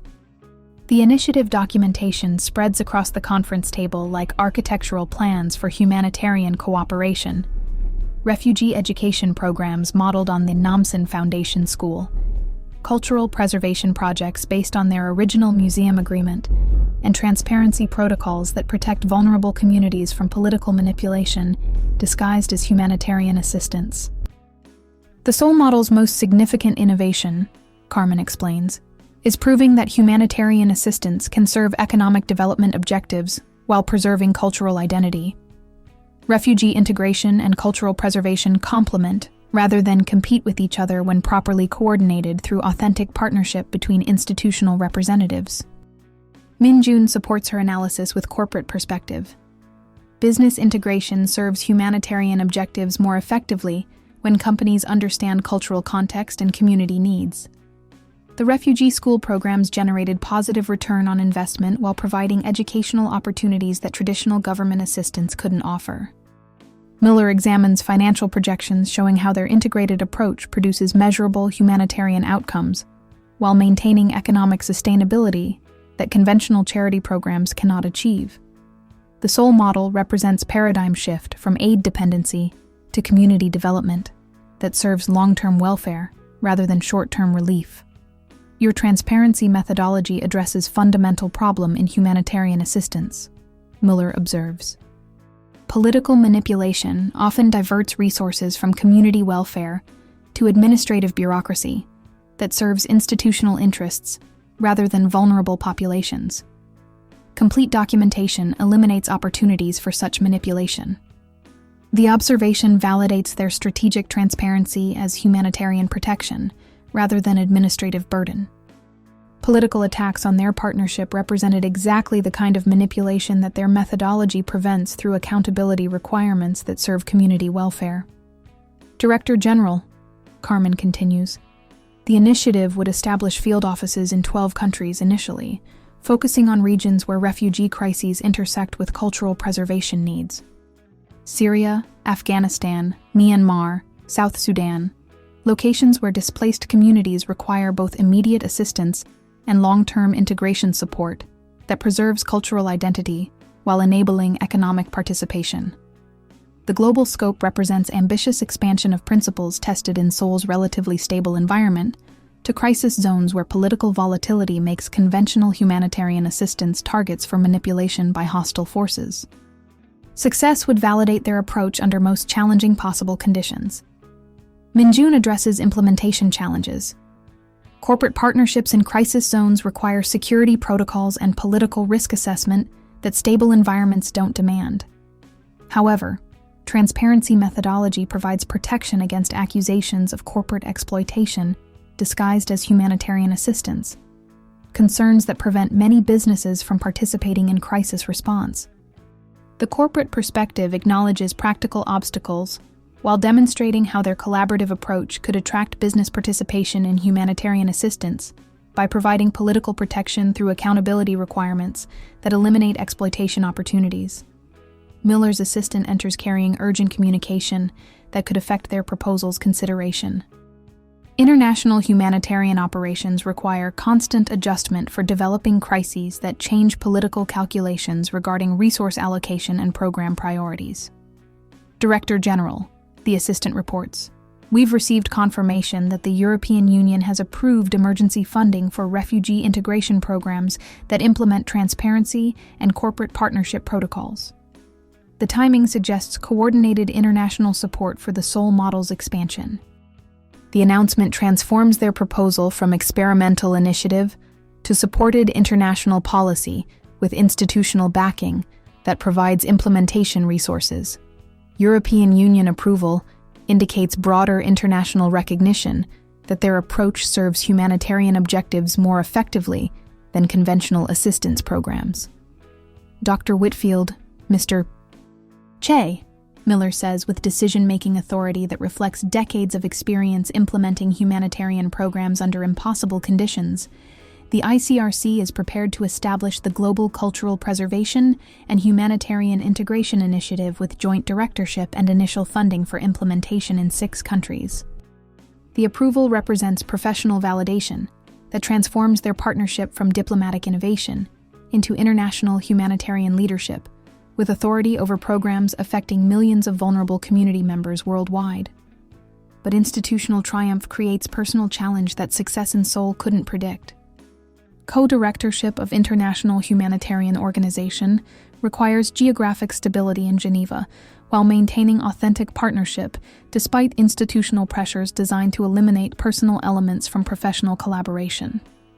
The position includes residential requirements in Geneva with extensive international travel for field program oversight, Mueller explains. Co-directorship means shared decision-making authority and mutual accountability for program effectiveness across multiple cultural and political contexts. Carmen and Min-jun exchange glances that carry recognition of opportunity and challenge in equal measure. International humanitarian leadership represents culmination of 8 months developing collaborative principles under political attack, but it also means testing whether authentic partnership can survive institutional success that could transform personal trust into administrative process.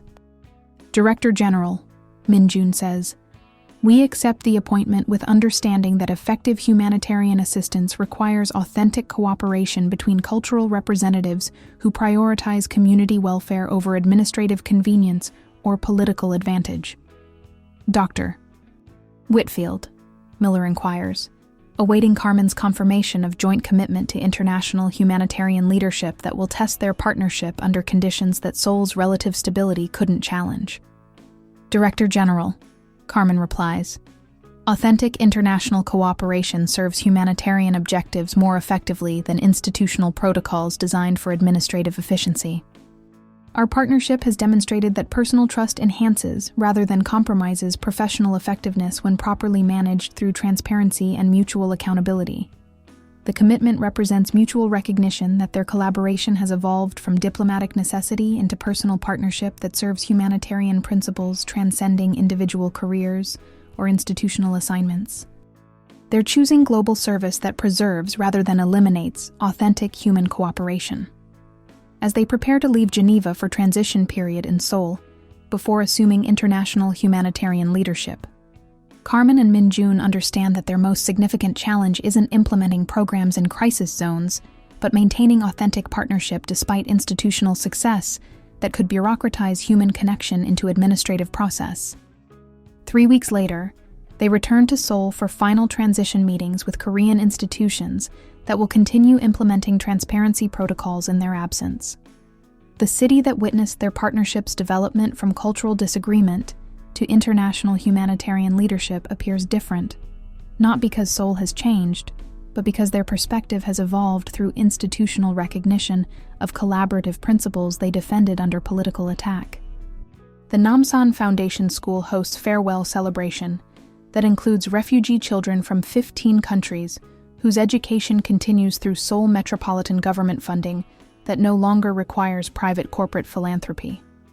Their success has made their personal involvement unnecessary, while validating humanitarian principles that motivated original private assistance. Dr. Whitfield Minjun Sunbai, says 12-year-old Fatima, a Syrian refugee whose education began during the corporate warfare crisis 8 months earlier. Thank you for protecting our school when other people wanted to close it. We learned that some adults choose to help children even when helping is difficult. The child's gratitude represents humanitarian impact that transcends institutional recognition or professional achievement. Carmen and Minjun's partnership served vulnerable community members whose welfare depends on adults willing to prioritize principles over political convenience. Young Suk approaches with maternal pride, mixed with acknowledgement that her son's humanitarian leadership has achieved international recognition that validates corporate social responsibility as business strategy rather than charitable obligation. Minjun she says, using affectionate address that acknowledges family relationship alongside professional achievement. Your partnership with Dr. Whitfield has demonstrated that Korean business leadership can serve global humanitarian objectives while maintaining cultural identity and competitive effectiveness. The family validation represents personal recognition that authentic international cooperation serves Korean interests while embracing global humanitarian responsibility, exactly the balance that their partnership has achieved through transparency and mutual respect. Ambassador Hayes observes the farewell gathering with diplomatic satisfaction that career-threatening crisis has become professional vindication through innovative cultural cooperation that serves American diplomatic objectives while protecting vulnerable communities worldwide. Carmen, Hayes says privately, your partnership has revolutionized cultural diplomacy by proving that authentic human collaboration serves institutional interests more effectively than transactional relationships between government representatives. The State Department will implement transparency protocols globally based on your Seoul experience. The diplomatic recognition validates their approach, while acknowledging that institutional success creates responsibility for humanitarian leadership that extends beyond individual careers or personal preferences. Success demands service to principles that transcend comfort or convenience. As they prepare to leave Seoul for Geneva appointment, Carmen and Minjun stand again in the rooftop garden where they made decision to accept international humanitarian leadership, rather than choosing institutional advancement that would separate their partnership. Carmen, Minjun says, his voice carrying personal honesty that institutional success hasn't eliminated despite 8 months of professional recognition. Our partnership has survived political attack, media scandal, corporate warfare, and institutional success. The most dangerous test is maintaining authenticity despite humanitarian responsibilities that could bureaucratize human connection into administrative efficiency. Minjun, she replies, using given name intimacy that developed through shared crisis and mutual defense. Some partnerships transcend professional necessity to become personal trust that serves humanitarian objectives more effectively than institutional protocols. Our collaboration works because it includes human elements that make cooperation authentic, rather than just administratively convenient. The acknowledgement represents mutual recognition that their partnership has evolved beyond diplomatic necessity into personal relationship that serves humanitarian principles through authentic human collaboration. Professional success hasn't eliminated personal connection. It has validated that authentic cooperation serves institutional objectives more effectively than emotional distance. As Seoul's evening lights illuminate urban complexity that has defined their partnership's development from cultural disagreement to international humanitarian leadership, Carmen and Minjun prepare for global service that will test whether authentic cooperation can survive institutional demands while serving vulnerable communities whose welfare depends on authentic human collaboration rather than bureaucratic efficiency.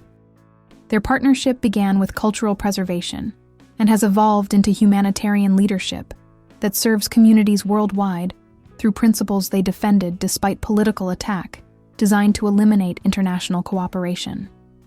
Love in its highest form speaks all languages. The language of trust that transcends cultural difference, transparency that eliminates political manipulation, and authentic collaboration that serves human welfare rather than administrative convenience. The most profound love stories aren't just about personal relationship. They're about two people who choose to serve principles larger than themselves while maintaining authentic human connection that makes service meaningful rather than just dutiful. Carmen and Minjun have chosen each other and chosen global humanitarian responsibility, proving that authentic partnership can serve both personal fulfillment and community welfare when properly implemented through transparency, mutual respect, and commitment to human dignity that transcends institutional boundaries. Their story ends where it began, with cultural cooperation that serves human welfare. But now, their collaboration includes personal trust that has survived every test institutional success and political warfare could create.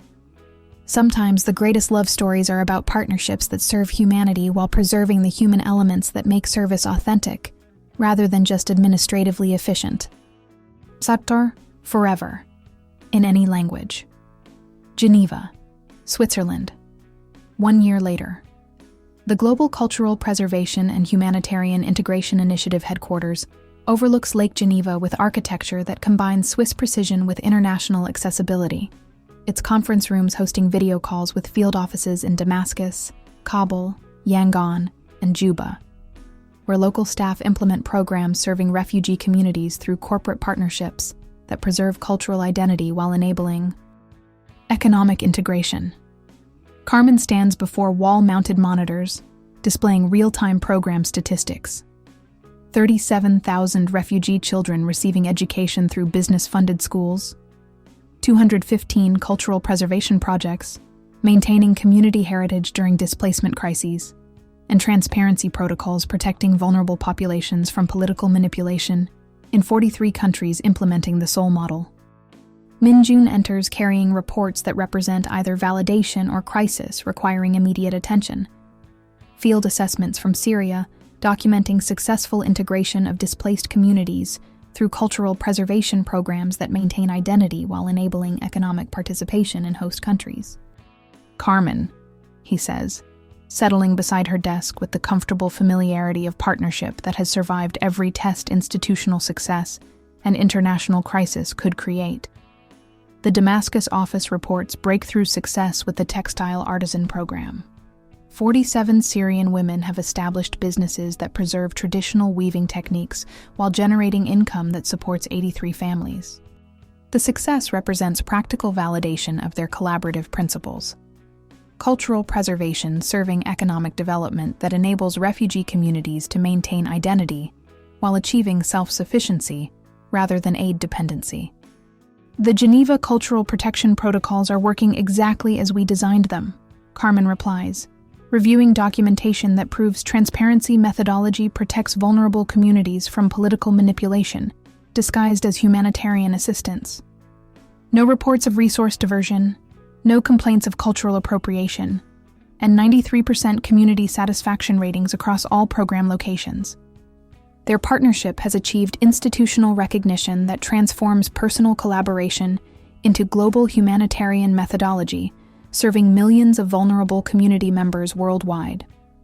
The Soh model has become international standard for cultural diplomacy that preserves human dignity while enabling practical integration. But institutional triumph hasn't eliminated the personal connection that made professional cooperation effective. Carmen and Minjun work with the synchronized efficiency of people who've learned to trust each other's judgment completely while maintaining individual expertise that serves collaborative objectives. The UN Cultural Heritage Emergency Response Team has requested our methodology for the Ukraine situation, Minjun reports.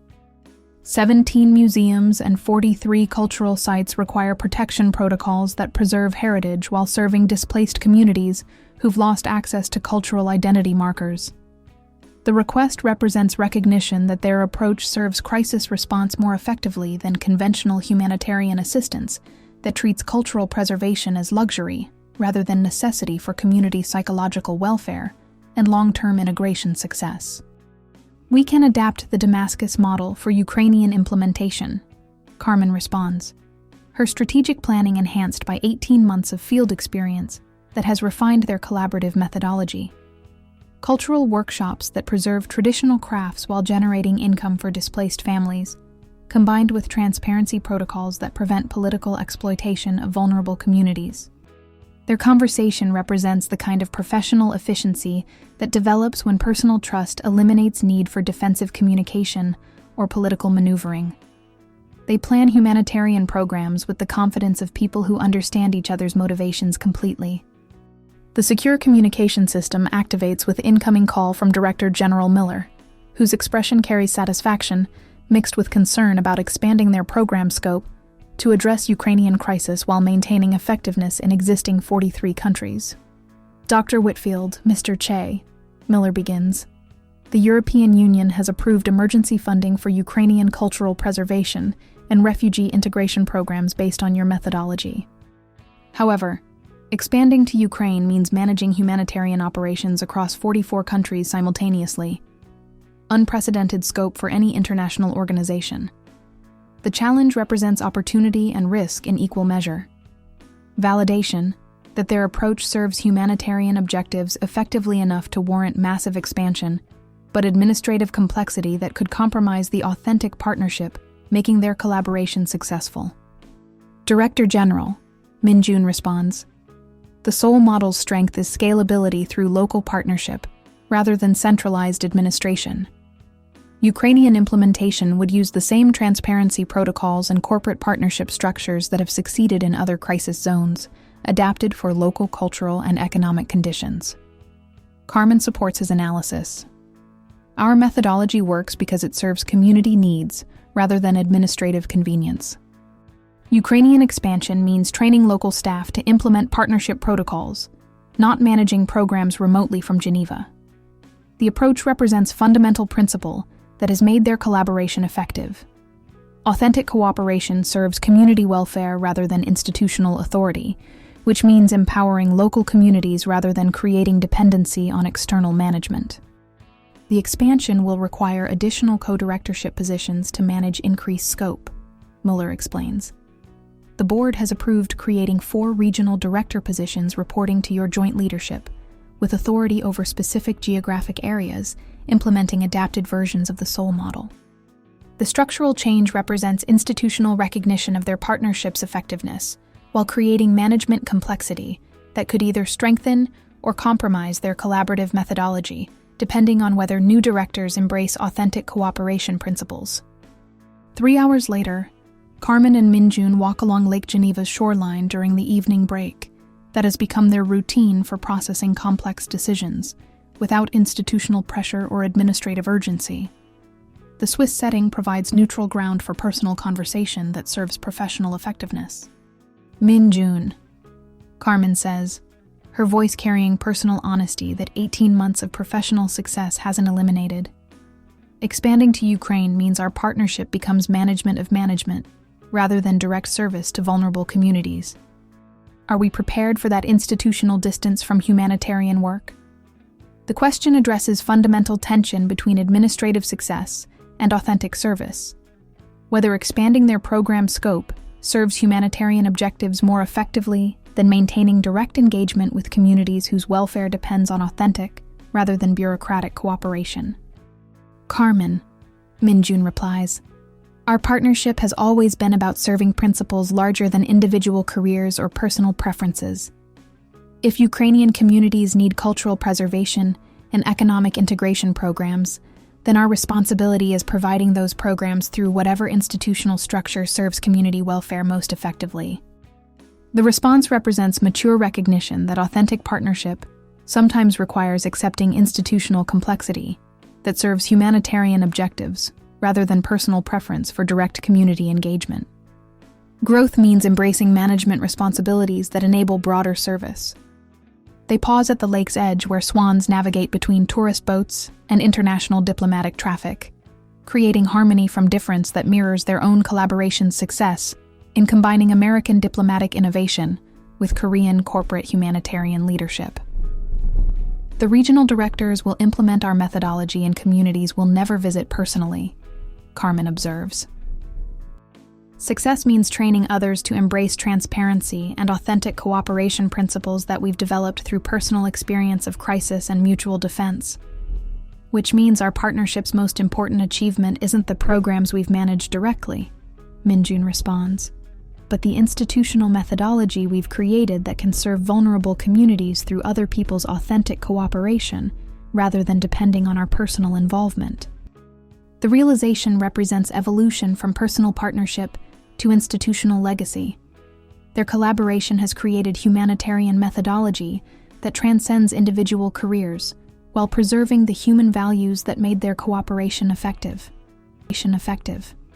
6 months later, the Global Cultural Preservation and Humanitarian Integration Initiative operates in 57 countries through regional directors who implement transparency protocols and authentic partnership principles that serve 2 million refugees and displaced communities worldwide.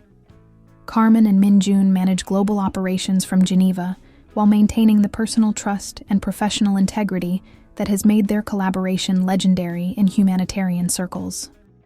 The Ukrainian programs have achieved remarkable success. 43,000 displaced Ukrainians receiving cultural preservation assistance that maintains identity while enabling economic integration in host countries, with 97% community satisfaction ratings and 0 reports of resource diversion or political manipulation. Carmen, Minjun says during their evening lakeside walk that has become institutional tradition as well as personal routine. Our partnership began with disagreement about museum artifacts and has evolved into global humanitarian methodology that serves communities we've never met personally. Sometimes I wonder if we understand what we've created. We've created proof that authentic human cooperation serves humanitarian objectives more effectively than institutional protocols designed for administrative convenience, Carmen replies. Our personal partnership became professional methodology that preserves human dignity while enabling practical assistance, exactly what vulnerable communities need most. The assessment represents accurate understanding of their achievement. Personal trust that survived political attack has become institutional framework that protects vulnerable communities from the kind of manipulation that conventional humanitarian assistance cannot prevent. As Geneva's evening lights reflect across Lake Geneva and international organizations throughout the city implement various versions of their transparency methodology, Carmen and Minjun represent something unprecedented in diplomatic history.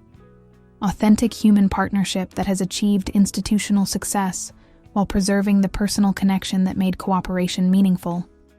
Their love story began with cultural disagreement and evolved through political warfare, media scandal, corporate crisis, and institutional triumph to become global humanitarian legacy that serves communities worldwide. But the most profound achievement isn't professional success. It's personal partnership that has survived every test while maintaining authentic human connection that makes service meaningful rather than just administratively efficient. Forever, in any language, Minjun says, echoing words Carmen spoke during their airport separation 18 months earlier, means partnership that serves principles larger than individual careers while maintaining human connection that makes service authentic rather than bureaucratic. Forever, in any language, Carmen responds, means choosing each other and choosing global service, proving that authentic human collaboration can serve both personal fulfillment and community welfare when properly implemented through transparency, mutual respect, and commitment to human dignity. Their partnership represents proof that the greatest love stories aren't just about personal relationship. They're about two people who choose to serve humanity while preserving the human elements that make service authentic. Sometimes, love speaks all languages by speaking the universal language of human dignity, authentic cooperation, and service to principles that transcend individual happiness while including it. As they return to Geneva headquarters, where tomorrow will bring new humanitarian crises requiring authentic cooperation and transparent methodology, Carmen and Minjun carry the knowledge that their partnership has created institutional legacy, serving vulnerable communities worldwide while maintaining personal trust that survived every test political warfare and institutional success could create. The Soul model has become global standard for humanitarian cooperation that preserves human dignity while enabling practical assistance. But their most significant achievement is demonstrating that authentic human partnership can serve institutional objectives while maintaining personal connection that makes cooperation meaningful rather than just administratively convenient. Their story ends where all great love stories should, with two people who chose each other and chose service to humanity, proving that authentic partnership transcends geographic boundaries, institutional assignments, and political pressures while serving principles worth defending across any distance or challenge. Forever, in any language, means love that serves humanity through authentic human cooperation that makes the world more humane, one partnership at a time. This story of Carmen and Minjun demonstrates that authentic international cooperation requires personal trust and transparency that survives political attack while serving humanitarian objectives larger than individual careers. Their partnership proves that cultural diplomacy works best when it includes genuine human connection that serves community welfare rather than administrative convenience. Sometimes the greatest diplomatic achievements come from people who choose principles over political safety and authentic cooperation over institutional conformity. The Soul model represents hope that international humanitarian assistance can evolve to embrace transparency and authentic partnership that protects vulnerable communities while preserving the human dignity that makes such protection meaningful. Love, in its highest form, speaks all languages by serving humanity through genuine human collaboration that transcends cultural differences while celebrating